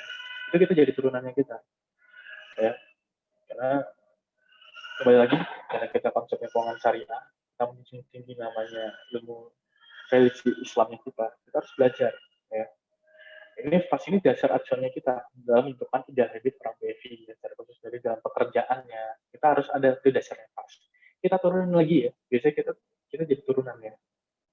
Bahwa dari fas ini, nah ada beberapa hal yang kita mau sampaikan ya, untuk mencerminkan oh ini loh orang syariah di BFI Finance Syariah. Pertama, kalau dari fatwa kita mengambil spiritual dan berwawasan luas. Lalu ada profesional, itu lebih amanah, kita pengen jadi pribadi yang profesional. Di sini kita pengen ambil jujur dan optimis, dan di tablik kita komunikatif dan simpatik. Ya, turunan ini. Jadi filosofinya seperti ini. Ya. Bayangin ini orang kan. Jadi ada berwawasan luas karena kita pengen pikiran kita, ya, knowledge kita selalu berkembang. Ya. Lalu yang kedua simpatik profesional, dan kita harus melihat ya, pakai mata kita harus jadi profesional, jujur ya, dan komunikatif itu ada di ucapan kita. Ya. Nah, ini filosofinya. Terus di hati kita itu harus optimis dan spiritual. Itu yang harus kita tanamin. Nah, inilah biasanya turunan jadi etika profesi itu turunannya menjadi nilai-nilai kita, karakternya kita pribadi kita mau jadi seperti apa. Ya, kita bangun nih BFI Syariah. Ya. Jadi secara umum seorang pegawai BFI Syariah adalah seorang yang memiliki jiwa spiritual yang tinggi. Yang spiritualnya dulu yang dia tinggikan, karena kita pengen spiritualnya jadi dasar kita. Baru optimis ya, yang memiliki kemampuan komunikasi yang baik dengan berakhir keislaman jujur sehingga orang melihat simpati terhadap kepribadiannya, dan juga profesionalnya yang memiliki wawasan yang luas. Nah, itu yang kita pengen bangun. Ya, jadi etika profesi itu bisa diperlukan dalam hal-hal value-nya kita. Jadi orang melihat apa ke kita. Ini penting ya. Jadi di BFI Syariah sudah nerapin namanya etika profesi. Nah, teman-teman juga bisa nerapin ke di pribadi masing-masing. Menjadi apa sih kita? Ya, kita mau dinilai orang lain seperti apa sih? Kalau mau jadi orang dinilai dengan wawasan yang luas, ya harus banyak belajar. Dilihat orang lain sebagai orang integritas, ya sekali dikasih tolong sama teman, ya harus berintegritas, harus sesuai, ya, harus jujur, tidak bohong. Ya kan? Kita harus tahu, mau jadi wawasan yang komunikatif, ya harus terbiasa berbicara di depan orang banyak. Nah, itu karakter itu yang teman-teman harus bangun. Dari duduk di bangku kuliah, itu harus dibangun karakter masing-masing. Ini yang tadi saya pemahaman tentang karakter ya. Jadi ada berwawasan yang pengennya ya cara syariat dan produk syariatnya, keuangan syariahnya kita kuat, profesional dia memenuhi tanggung jawab, boleh dia ada tanggung jawab dan menjalankan standar layanan BFI. Lalu ada simpatik, berperilaku baik kepada semua orang dan memberi pengaruh positif. Lalu komunikatif ya, kita ada solutif terhadap kebutuhan konsumen dan menjaga hubungan dengan pihak ketiga. Ya pihak ketiga partner kita bisa kayak sekarang nih, ini saya punya partner ya, punya katakan seperti kalian. Nah, itu jadi ada partner saya gitu, harus terbiasa berkomunikasi. Jadi solutif juga ya. Kata Bu Tejo itu harus solutif ya. Tahu Bu Tejo ya. Itu ada film pendek yang Bu Tejo ya. Lalu ada optimis, selalu berpikir positif dan pantang menyerah. Jujur pasti ya, harus jujur dalam menjalankan produk dan informasi konsumen. Dan spiritual itu paling ya, ketatan dalam beribadah dan menjauhan dari yang haram. Jadi teori teori yang tadi saya ucapin di depan, ya saya sampaikan di depan, itu turunannya di sebuah perusahaan itu bisa jadi seperti ini. Jadi value, ya. Jadi teman-teman jangan biasa nanti ini kuliah cuma teori doang, nanti nggak dipraktekin. Loh, karena kalian kuliah, ya, ambil sebanyak mungkin ilmunya. Coba diterapin ketika nanti kalian bekerja. Banyak banget yang bisa diterapin. Ya. Sederhana itu. Ya. Jadi jangan terbiasa teori nanti kerja beda. Ya dimulai dengan teori baru bisa kita terapin. Jadi jangan skeptis ya dengan namanya teori-teori seperti itu. Oke, itu. Lalu yang terakhir ya, ketika kita udah ngomong masalah etika profesi, ini saya ngasih sedikit mungkin di akhir sesi adalah tips agar siap masuk dunia kerja. Ya, ini penting banget mungkin buat rekan-rekan sekalian, karena menurut saya teman-teman sekalian ini harus sudah siap nanti masuk lingkungan pekerjaan. Karena saya tadi bilang tujuannya bukan sidang, ya, tujuannya bukan sidang, tapi tujuannya adalah siap untuk ketika masuk ke dunia pekerjaan profesional nanti after sidang. Sidang itu udah tanggung jawab teman-teman, ya kan, harus dicapai, harus dikerjakan. Yang pertama ya, tips yang pertama nih dari saya, mungkin ya, dari sedini mungkin, teman-teman tuh harus udah set your goals. Ya, udah bikin target, udah bikin tujuannya mau ngapain, mau jadi apa itu penting dari sekarang. Semester 5, ini teman-temannya semester 5 nih, sudah mulai berpikiran. Nanti ketika gua lulus, saya lulus, saya tuh mau jadi apa sih? Ya, saya mau ngembangin apa sih? Ya, dengan saya punya ilmu sekarang keuangan syariah contohnya, saya maunya bisa berkontribusi di keuangan syariah ini jadi apa? Nah itu harus sudah mulai terbiasa dari sekarang, karena kalau kita nggak punya goals, nggak punya target, ya masa mau dijalanin gini-gini aja. Ya, udahlah santai, tenang aja, masih lama kok, ya kan. Sidang juga belum tentu nanti dilulusin sama Pak Farid, ya. Seperti itu. Nanti ada lagi ujiannya Bu Emma juga susah, nanti saya juga belum tentu lulus ujiannya Bu Emma. Lu jangan gitu mikirnya. Tapi udah mulai dari sekarang, dipikirin. Itu harus dilaluin. Goals itu harus sudah ada. Ya. Karena itu akan jadi bagian-bagian kita kehidupan lah. Kalau kuliah itu cuma bagian-bagian kecil yang untuk bisa kita mempersiapkan kita nanti di dunia profesional. Kita harus sudah mulai targetnya dari pikiran. Jadi etika profesi itu percuma, ya. Kalau kalian juga nggak bisa mikirin targetnya. Ketika kalian itu udah selesai kuliahnya menjadi apa. Itu ya. Lalu yang kedua, ada beberapa yang saya bilang. Ya.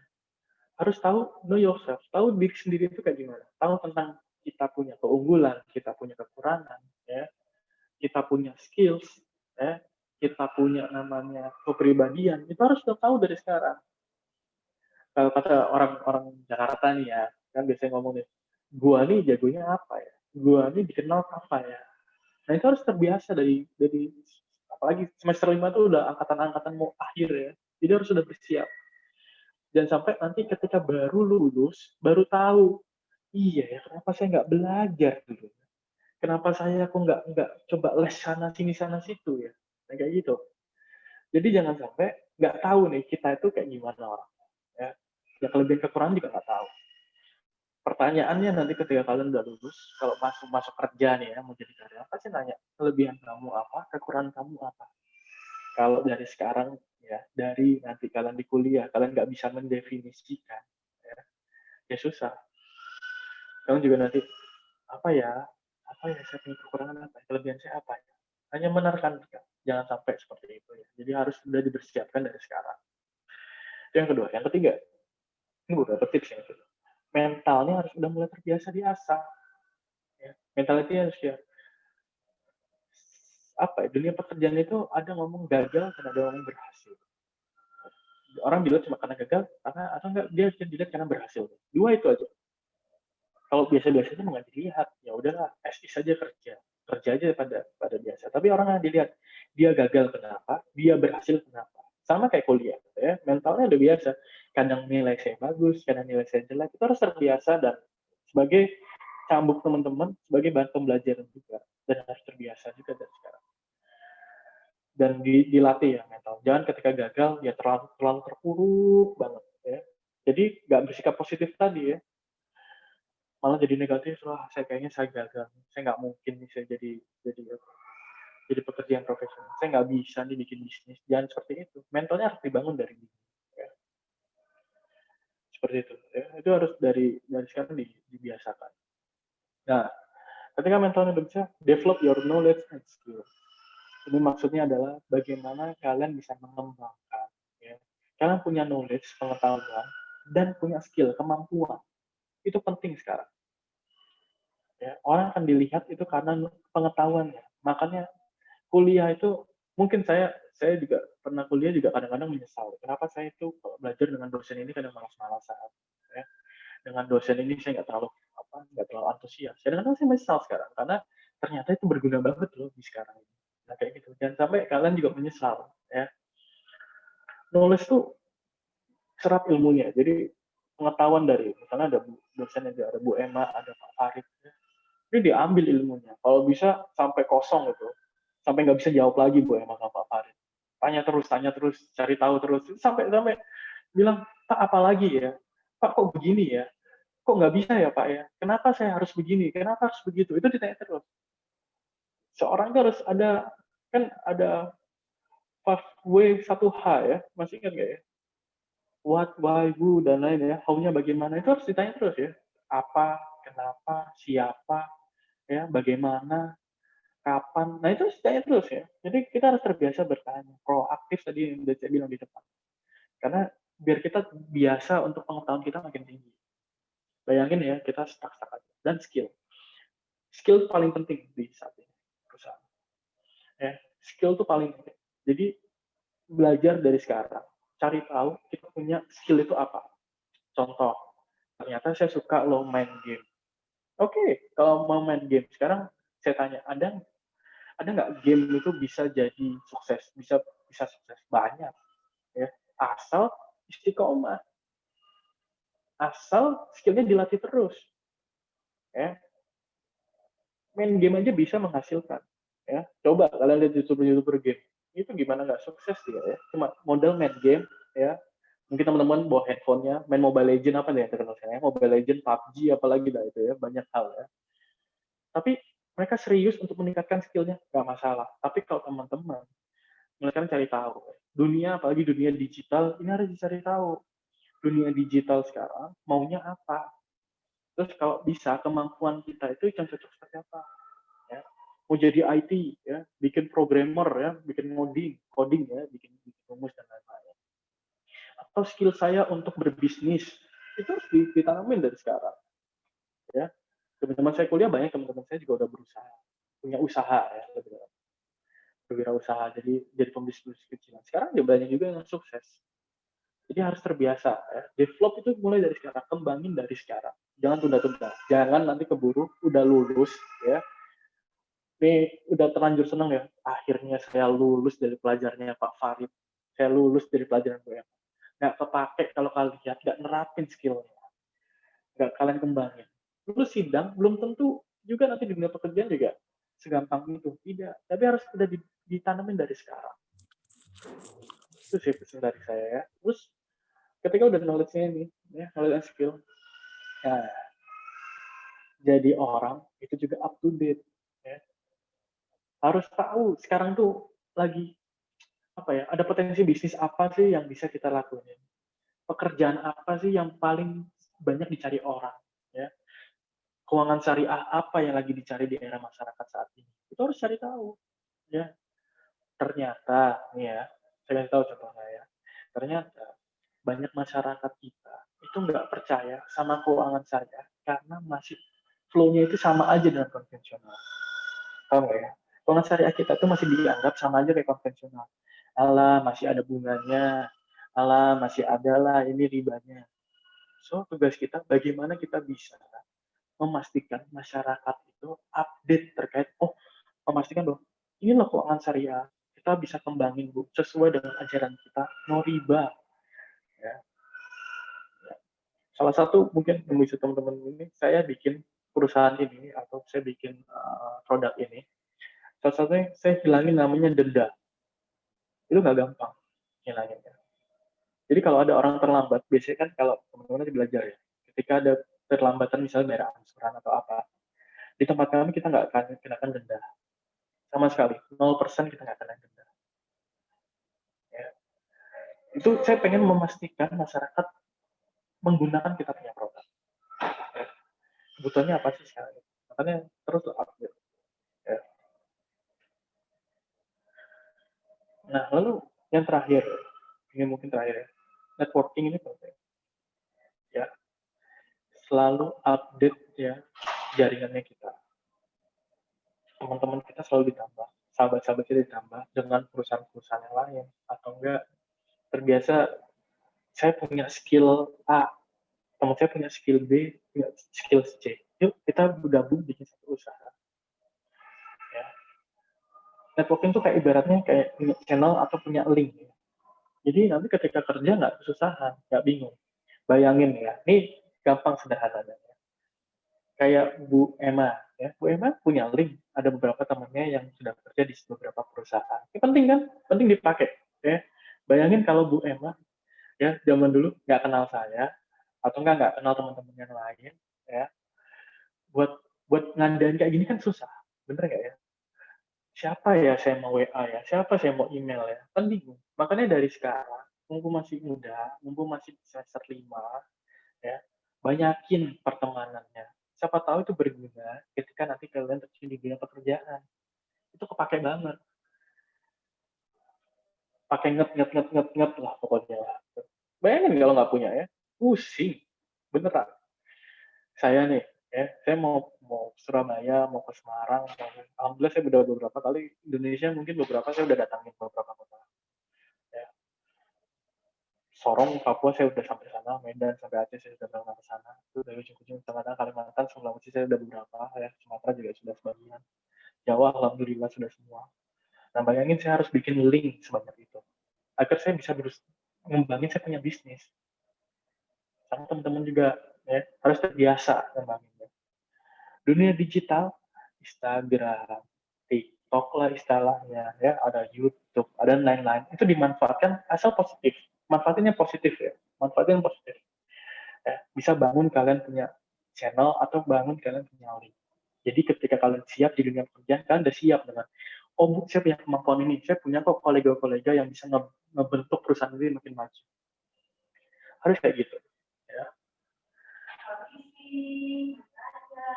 Oke, thank you ya. Jadi, thank you ya. Jadi saya mungkin bisa akhiri mungkin dengan ini. Nanti bisa langsung sesi tanya jawab Pak Farid. Oke, terima kasih Mas Azan. Mungkin bisa di-share sedikit terkait dengan apa kode etik di BFI Syariah, Mas. Jadi misal ada karyawan yang tidak melaksanakan nilai-nilai dasar perusahaan tadi, core value, mungkin ada sanksinya seperti apa. Kemudian juga mungkin case-case-nya yang biasanya terjadi di BFI Syariah seperti apa. Untuk yang lain juga nanti bisa silakan sambil bertanya. Oke, siap. Ini ada gangguan sedikit, sorry.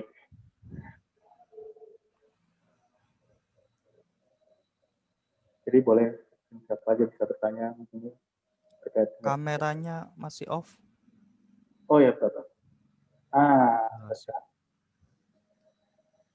Oke, mungkin saya mulai pertanyaan Pak Farid. Tadi Pak Farid sudah bertanya ya? Iya, jadi case-nya di BFI Syariah jika tidak menerapkan core value tadi, kemudian sanksinya seperti apa, mungkin jika ada kode etiknya di BFI Syariah seperti apa. Betul. Seperti itu. Oh pasti ya. Jadi ini pertanyaan bagus banget. Gimana sih kalau misalnya kita sebagai pekerja tidak menerapkan namanya etika profesi ya sama sekali. Ya, terus aturan-aturannya udah dibikin. Ya pasti ada apa ya? Ada sanksi lah. Ya. Sanksi itu akan terus berjalan. Kalau misalnya dengan dibina dulu, baru dibinasakan.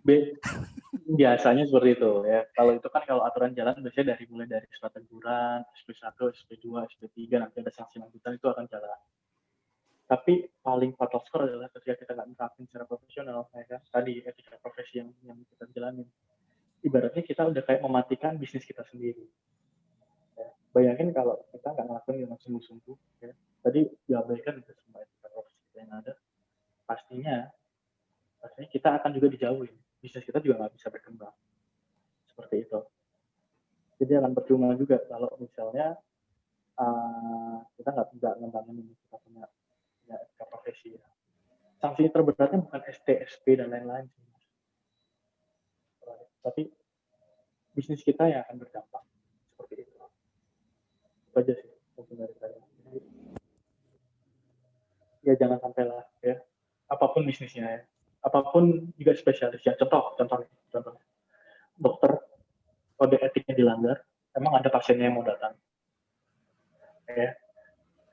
Meskipun nanti di ST, SP itu cuma sanksi buat dia secara dia punya aturan, tapi bisnis dia kan akan mati, dia juga nggak bisa berkembang.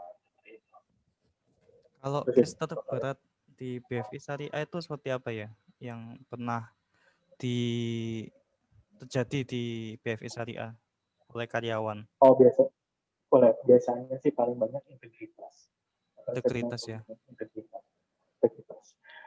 Ambil duit customer, berbohong, proses, ya itu banyak banget di kita. Dan itu sanksinya berat banget.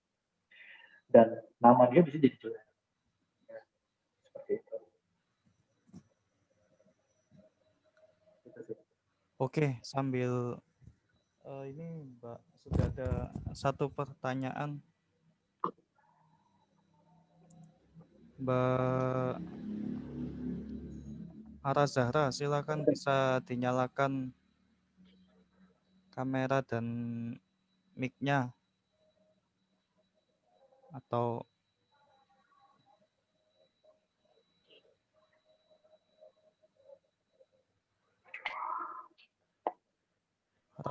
Raudiatus Zahra. Oke, mungkin saya bisa jawab ya. Terus saya bacakan aja nih, mungkin mbaknya mau nonton. Iya. Saya baca, dalam etika tentu ada hukum yang mengatur dan mana dikatakan etika dan hukum. Oh boleh nih, Mbak. Jangan sampai masuk. Silakan Mbak. Tak masuk kartunya dan berapa tak angkat. Mana ini?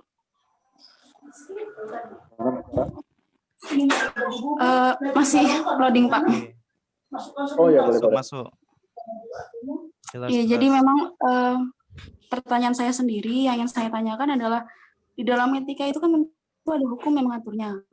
Nah di sini di mana letak temu etika dan hukum tersebut gitu? Dan apakah etika profesi ini dapat dijadikan kode etik profesi?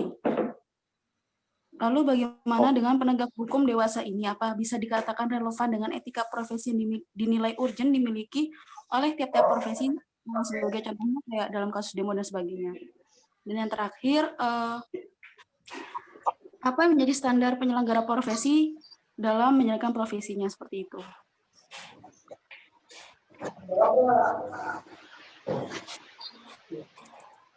Mau langsung dijawab atau pertanyaan dulu, Pak?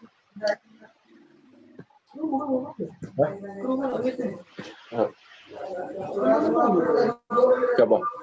Masuk.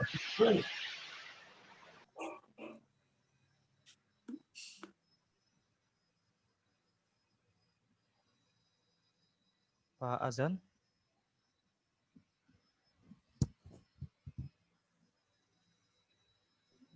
Halo. Mau dijawab atau kita buka pertanyaan lagi? Oke. Sinyal putus, sorry. Kedengeran suaranya? Dengar. Kameranya masih Sudah off. kedengeran suara saya? Oke, sorry. Oke, tadi saya udah paham nih, dapat sedikit beberapa pertanyaannya terkait kode etik ya. Jadi kalau secara hukum ya semua itu pasti ada ya, karena dimulai dari undang-undang ya kan, terus dimulai juga dari aturan perusahaan turunannya biasanya, terus jadi dari lembaga-lembaga pengawasan itu ada semua, dan itu menjadi kode etik kita semua Ya, saya kasih contoh misalnya lembaga keuangan syariah, kayak BV Syariah. Ini kalau di lingkup kecilnya itu ada namanya peraturan perusahaannya. Itu kita nggak boleh langgar.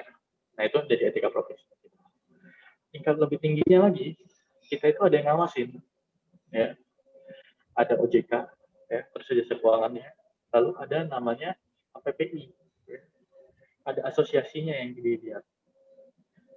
Ya. Terus yang ketiga, lebih tinggi lagi, itu ada undang-undangnya. Biasanya masuknya di Kemenq, ya, Kementerian Keuangan. Itu ada undang-undangnya semua. Jadi secara hukum pasti kita akan diawasi. Ya. Jadi relevan pasti relevan ya. Jadi karena dan apakah etika ini dapat dijadikan kode etik profesi? Ya pasti itu harus menurut saya. Karena itu turunannya. Lalu ini ada pertanyaan saya sambung lagi Mas Dedi Aragara. Bagaimana dengan penegakan hukum dewasa ini? Apakah bisa dikatakan relevan dengan etika profesi yang dinilai urgent dimiliki oleh tiap profesi sebagai contoh dalam kasus demo di mana kekerasan dan ketika dilanggar oleh aparat? Oh, ini mungkin lingkupnya lebih luas lagi ya. Karena pastinya kalau ada demo, ada apa itu ada aturannya, ya. Mau demo itu kan izin, ya. Kalau nggak sesuai nggak ada izinnya pasti ditindak. Ya. Nah kalau misalnya udah terlalu berlebihan, ya itu masyarakat sendiri lah yang akan nilai, ya itu akan kelihatan. Jadi nggak usah khawatir, nggak usah terlalu pusingin, biarkanlah negara ini yang jalanin kalau masalah itu ya. Seperti itu sih jawabannya saya ya. Ini kameranya memang di off kan, Pak? Oh iya, sorry, ada gangguan soalnya di sini. Oh iya. Sorry ya. Kemudian Saya ada gangguan sebentar. oh sip. Suara saya jelas? Jelas. Mbak Luciana silakan, Mbak.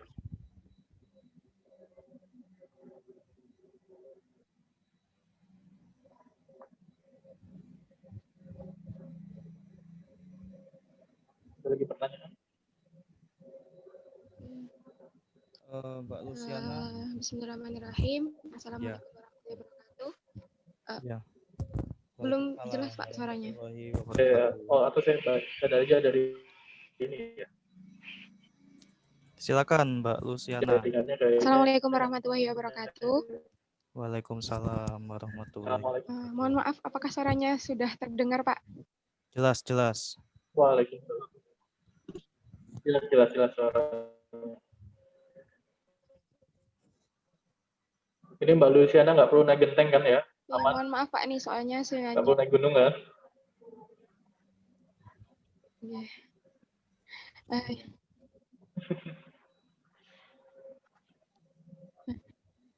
Jadi gini, kita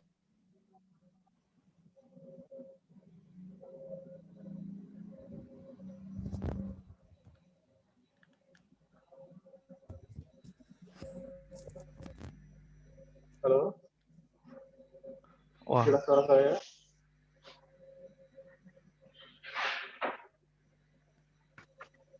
Sepertinya Mbak Luciana yang kehilangan sinyal. Saya bacakan saja soalnya.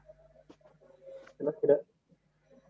Kita sebagai mahasiswa Prodi Ekonomi Syariah yang memiliki background keislaman, tentu dalam dunia kerja kita mau tidak mau harus bersosialisasi dengan orang-orang konvensional. Pertanyaannya, langkah-langkah apa yang harus kita lakukan ketika kita sebagai orang keislaman berhadapan dengan orang konvensional dan bagaimana cara menstabilkan profesional kerja dalam pandangan Islam. Silakan Pak Azan. Oke, jelas banget ini ya. Jadi Waalaikumsalam Mbak Luciana, ya, salam kenal juga, dan bagus banget pertanyaannya. Ya. Yang saya mau bahas adalah dunia kerja mau nggak mau ya, konvensional. Awalnya juga saya dulu juga terjun di dunia konvensional ya, mau nggak mau sebenarnya. Cuman penerapannya ya secara Islam itu kan tidak melarang kita berhubungan atau bermuamalah dengan orang-orang yang non-Muslim, apa enggak itu cara non muslim itu ajarannya, apalagi konvensional ya. Jadi sebenarnya dalam pekerjaan ya sebisa mungkin yang kita yang menjaga sebenarnya, yang kita tidak terlalu terjun, tidak ada terjerus dengan istilahnya apa ya, hal-hal yang tidak baik atau yang buruk gitu kan, atau enggak yang haram seperti itu. Jadi makanya di kode etik kan ada pembahasan terkait apa istilahnya ya, otonomi ya. Jadi tahu mana yang baik dan benar. Nah itu harus sudah ditanamin dari sekarang. Jadi ya kalau kita bermuamalah, ibaratnya kata bahasanya bermuamalah itu dengan orang muslim dalam konvensional sah-sah aja. Profesionalis kerja kita dalam pandangan Islam ya sah-sah aja. Bagaimana kita yang bangun sih? Itu aja sih dari saya. Jadi nggak ada salahnya kita bersosialisasi, dan intinya gini, kalau setiap kita bersosialisasi dengan konvensional, setidaknya kita bawalah sedikit kita sampaikan satu ayat, sampaikan saja meskipun satu ayat. Nah itu tetapin tuh, ya kan? Kalau misalnya kita di dunia keuangan, bisa nggak sih ini jadi ekonomi syariah atau jadi keuangan syariah? Terus gitu. Bertemannya nggak ada salahnya, ya. Nggak ada larangan. Tuh.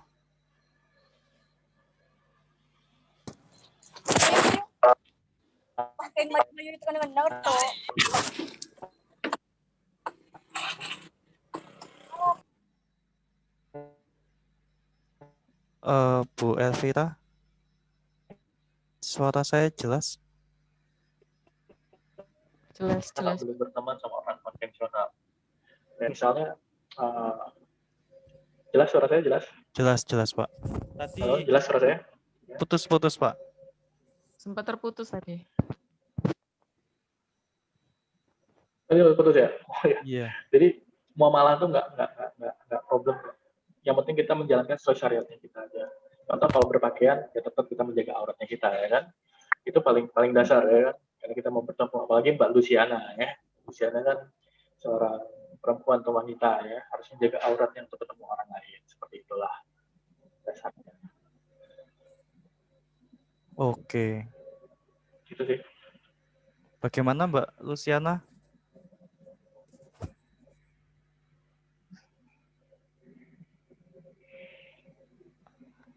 Ini kita batasi 3 pertanyaan atau mau ditambah lagi, Pak? Boleh. Ini 3 Boleh. pertanyaan. Diselesaikan dulu aja, ini 3 pertanyaan. Iya, ini yang terakhir dari Mbak Nur Laila Sakinah. Ya. Menurut Bapak, azan misalnya suatu saat ketika masuk di dunia kerja, kita menghadapi situasi yang cukup buruk, salah satu skill yang diperlukan untuk meningkatkan etika profesi yang disampaikan tadi ada poin pola pikir dan sikap positif. Maka untuk menerapkan poin tersebut pada situasi yang demikian seperti apa?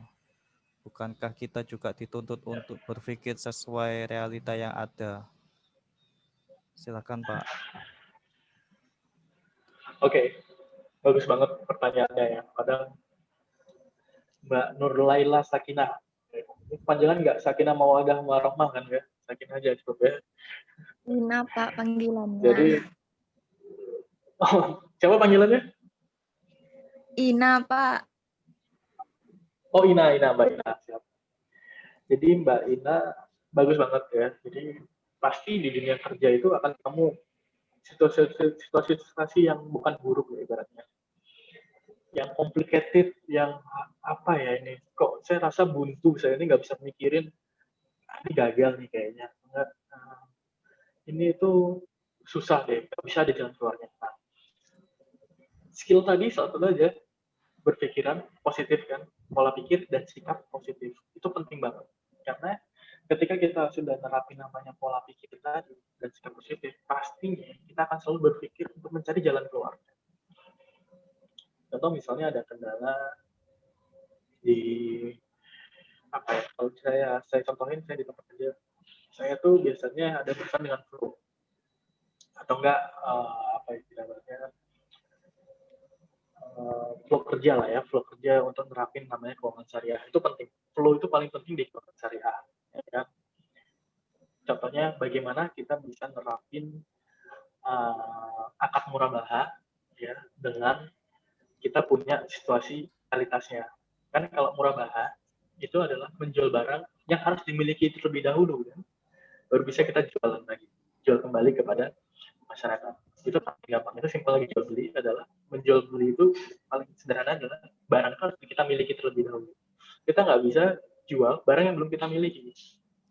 Nah, biasanya itu kan ada buntunya tuh, karena di masyarakat umumnya, ya, di masyarakat nih umumnya, ini saya kasih contoh aja, masyarakat umumnya ada terbiasa, yaudah nanti disampaikan pakai wakalah aja, ya. Nanti kan ada orangnya yang bantu, yang ambil barang dan lain-lain. Tapi secara flow syariah ya, sebenarnya kan kita harus memiliki dulu, kita harus pegang dulu ini barangnya. Nah, di sana kan kita dituntut nih untuk menghadapi situasi ini nggak mungkin nih bisa nih, masyarakat udah terbiasa nih. Nah, kalau di tim kami terbiasa untuk namanya ada istilahnya ketika menghadapi masalah kita brainstorming ya. Kalau nggak brainstorming kita ada macam-macam lah ya. Ada inilah, ada macam-macam teorinya, ada caranya. Biasanya kita kumpul bersama, kita bikin nih, kita diskusikan. Ini maunya seperti apa, solusinya apa aja yang memungkinkan. Dengan segala suatu case-case-nya, terus segala skenario-skenario yang terjadi. Itu kita coba sampai simulasikan. Sampai satu titik kita nemuin namanya solusi. Tapi tadi jangan pernah berpikir ini nggak bisa, ini nggak mungkin, ya. Karena skill yang tadi saya bilang, pola pikir dan sikap positif itu penting banget karena mau nggak mau kita akan berpikir untuk dapetin namanya jalan keluar. Tadi saya bilang kan ada istilah Butejo, siapa yang nggak kenal Butejo kan? Butejo kan harus solutif toh, ya. Kalau mikir harus solutif. Nah kayak gitu tuh. Jadi ketika kita sudah punya pola pikirnya dan sikap yang positif, ya pastinya kita akan menjadikan dapat ide untuk bisa menjadikan itu sebuah solusi di mana suatu saat itu pekerjaan kita cukup buruk ya. Contoh pandemi. Nah, ini kayak pandemi nih. Gampang pandemi.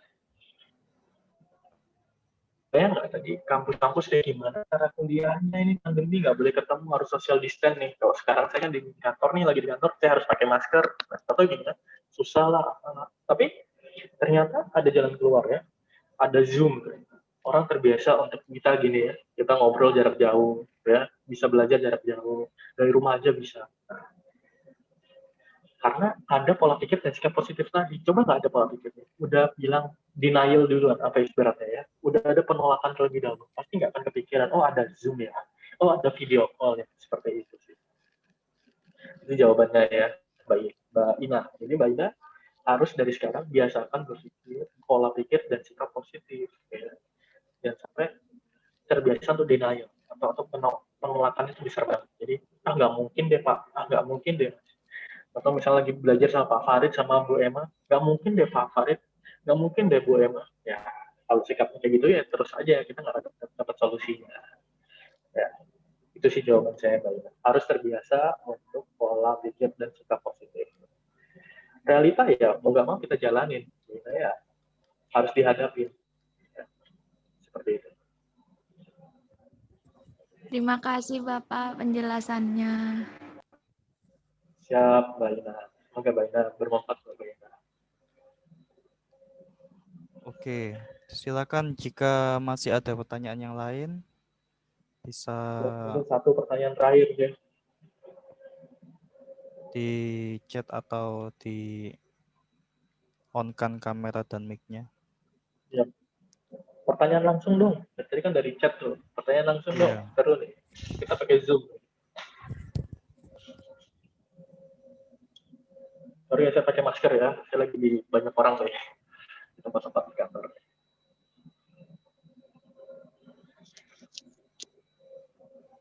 Oke, tidak ada. Sepertinya Pak. Mohon izin, saya mau tanya ini. Bertanya. Oh ini. Oh monggo. Wah ini. Pak Eson. Guru saya ini. Assalamualaikum Pak Azad. Waalaikumsalam. Pak. Ini saya sempatkan sambil ngajar melihat beliau ngisi materi. Soalnya luar biasa dia ngasih materi ini. Enggak, gini Mas Azad. Kebetulan Mas Azad ini kan kawan saya juga, dia satu dulu juga sempat satu kos-kosan kita ya. Mungkin bagi teman-teman mahasiswa semester 5, apa yang buat Mas Azan itu bisa survive di BFI Syariah di luar materi tentang etika ini ya, profesi menurut saya. Jadi biar ada pandangan dari mahasiswa, ada pengalaman juga, oh kalau di BFI ini nanti seperti ini, begitu Mas. Mungkin ada ininya nggak? Yang menyebabkan Mas Azan itu bisa survive sampai sekarang di BFI Syariah. Itu Mas Azan. Saya ulangi pertanyaannya biar saya nggak salah jawab. Jadi kenapa sih Mas Azan ini masih survive atau bertahan di BFI Syariah ya? Ya, benar. Udah 7 tahun kerja, ya Mas Abdi kenal saya, ini kenapa di BFI terus nggak pindah-pindah, bener ya? Kok nggak bosan gitu? Iya, kok nggak bosan itu? Nah, saya tahu ceritanya dulu waktu daftar apa segala macam sama saya juga soalnya. Mas Azan. Ya, siap, saya jawab ya. Jadi pertanyaan bagus dari Mas Abdi tadi ya, bahwa kenapa sih saya masih bertahan di BFI, terutama BFI akhirnya bisa terbentuk BFI Syariah. Pertama tadi saya turunin dari namanya ada core value ya. Kan kita tadi saya udah jelasin dari core value-nya kita ada grid ya. Ada grid ya, ada 5 hal itu. Ya, dari 5 hal itulah saya bisa penerapan bahwa kalau di BFI intinya saya selalu diberi kesempatan, alhamdulillahnya ya, dan tidak ada ibaratnya senior junior ya, selalu diberi kesempatan untuk berpikir lebih, ada proyek-proyek baru ya kan, tidak dihalang-halangi secara karir. Jadi di sini nggak kayak kebayang harus umur nanti 35 tahun baru naik jabatan ya. Nanti kalau sudah sukses baru bisa mungkin produk baru, nggak gitu di tempat ini. Jadi karena kita ini alhamdulillah perusahaannya agile, ibaratnya perusahaannya juga terus berkembang sesuai dengan yang terjadi di masyarakat, ya kitanya juga dituntut berkembang ya. Jadi saya alhamdulillah di BFI ya, saya bisa dapat pendidikannya juga ya. Terus saya bisa juga naik karir. Alhamdulillah dengan ya menurut saya sih kalau misalnya di perusahaan lain nggak cepat juga ya, di sini bisa cepat. Lalu yang paling terakhir saya dikasih kesempatan bikin BFI Syariah. Awalnya mungkin Pak Abi ya atau Pak Ersa Farabi ini tahu saya dulu mainannya riba ya, mainannya bunga ya, benar nggak? Seperti itu ya. Sekarang alhamdulillah kasih kesempatan buat bikin namanya BFI Syariah. Nah, alhamdulillah makanya kalau ketemu perusahaan-perusahaan seperti itu ya cobalah dimaksimalkan karena selalu diberi kesempatan ya. Kita itu alhamdulillah selalu diberi kesempatan ya untuk bisa berkembang. Ini mimpi ya. Jadi awal dulu saya masih ingat pertama kali masuk BFI. Pertama kali ketemu direkturnya saya ngomong, Pak, mungkin nggak BFI itu ada BFI syariahnya. Itu namanya mimpi ya. Jadi saya nggak pernah akan lupa itu sama dia bilang ya mungkin aja kalau suatu saat ke depannya masyarakat membutuhkan ini produk keuangan syariah. Alhamdulillah ya di tahun 2017 ini buka produknya. Saya bangun bareng-bareng. Seperti itu ya. Jadi yang bikin saya survive ya. Jadi saya selalu diberi kesempatan. Pasti pilihannya dua. Pilihannya dua. Passion atau uang. Benar nggak? Ya? Jadi teman-teman pasti kan pikir passion atau uang. Kadang saya kepikiran, ya pengennya saya bisa dapat uang juga pengen. Ya, gaji dengan tinggi juga pengen. Tapi kadang kesempatan untuk bisa menjalankan sesuai passion kita itu nggak gampang dan nggak bisa nemuinnya. Ya, teman-teman misalnya mau jadi pemain bola nggak gampang. Ada tempatnya. Teman-teman mau jadi pemain PUBG, Mobile Legends profesional nggak gampang. Kalau ada kesempatan, passion itu bisa diambil terlebih dahulu. Insya Allah nanti uang atau penghasilan itu bisa ngikutin lah ya, itu aja saya bilang. Jadi semoga teman-teman punya passion yang bagus ya selama masih di semester 5 ini bisa dikembangkan, akhirnya teman-teman juga bisa ngembangin itu di dunia pekerjaan. Ingat kita itu sebagai agent-agentnya lembaga keuangan syariah, jadi jangan lupa itu ya. Baik, terima kasih Mas Azan. Saya tahu sendiri beliau ini memang dedikasinya dari awal masuk BFI sampai adanya BFI Syariah itu berkat pemikiran atau ya dedikasi beliau ini Mas Azan ini. Jadi buat teman-teman bisa dijadikan role model lah ya, ini jadikan contoh juga nih Mas Azan. Alumni ekonomi syariah real ekis Mas ya, bukan konven ini ya. Juga mengembangkan ilmunya di lembaga keuangan syariah non-bank di BFI Syariah. Baik, mungkin itu Prof Farid. Terima kasih. Saya sampai ke sini, Prof. Ini karena kebetulan Mas Azan yang ngasih materi, jadi harus hadir saya. Ya, sampai ketemu Oke, di Surabaya kita ya. Ya, siap Mas Azan, ditunggu ya nanti. Oke, Prof, monggo dilanjutkan, Prof.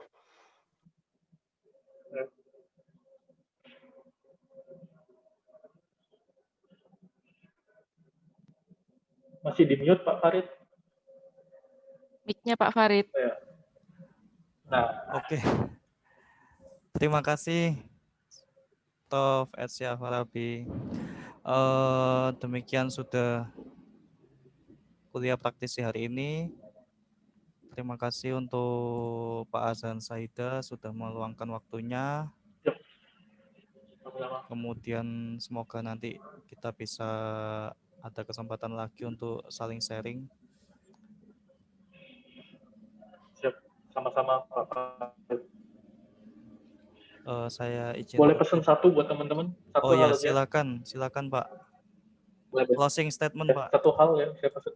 Ya, closing boleh satu hal ya. Jadi satu halnya, mungkin teman-teman di sini masih semester 5 dan gak kepikiran nanti kerja di mana ya. Tapi saya coba ingetin teman-teman, jangan pernah berhenti berjuang, jangan pernah berhenti berusaha, jangan pernah berhenti berpikir untuk menjadi lebih baik. Terutama untuk membangun kita punya produk keuangan syariah. Karena kembali lagi saya ingatin, potensi keuangan syariah di Indonesia itu masih besar banget ya. Dan masih butuh bantuan dari teman-teman, support dari teman-teman. Jadi coba bayangin kalau kita sama-sama mau ngembangin keuangan syariah, yang tadi namanya ada riba, ada bunga, pasti bisa perangan, pasti hilang. Jadi please tetap berjuang, tetap maksimalin kita punya ilmunya, jangan pernah berhenti ya. Meskipun tadi contohnya saya berhenti tadi awalnya konvensional, nggak mungkin deh bisa ke keuangan syariah. Alhamdulillah dikasih kesempatan ya. Semoga teman-teman bisa menjadi inspirasi juga, jadi juga bisa teman-teman bisa terapin juga. Insya kita bisa berhasil dengan teman-teman syariah kita. Amin. Amin, amin. Baik, terima kasih. Izin saya tutup. Demikian kuliah praktisi hari ini. Wassalamualaikum warahmatullahi wabarakatuh. Waalaikumsalam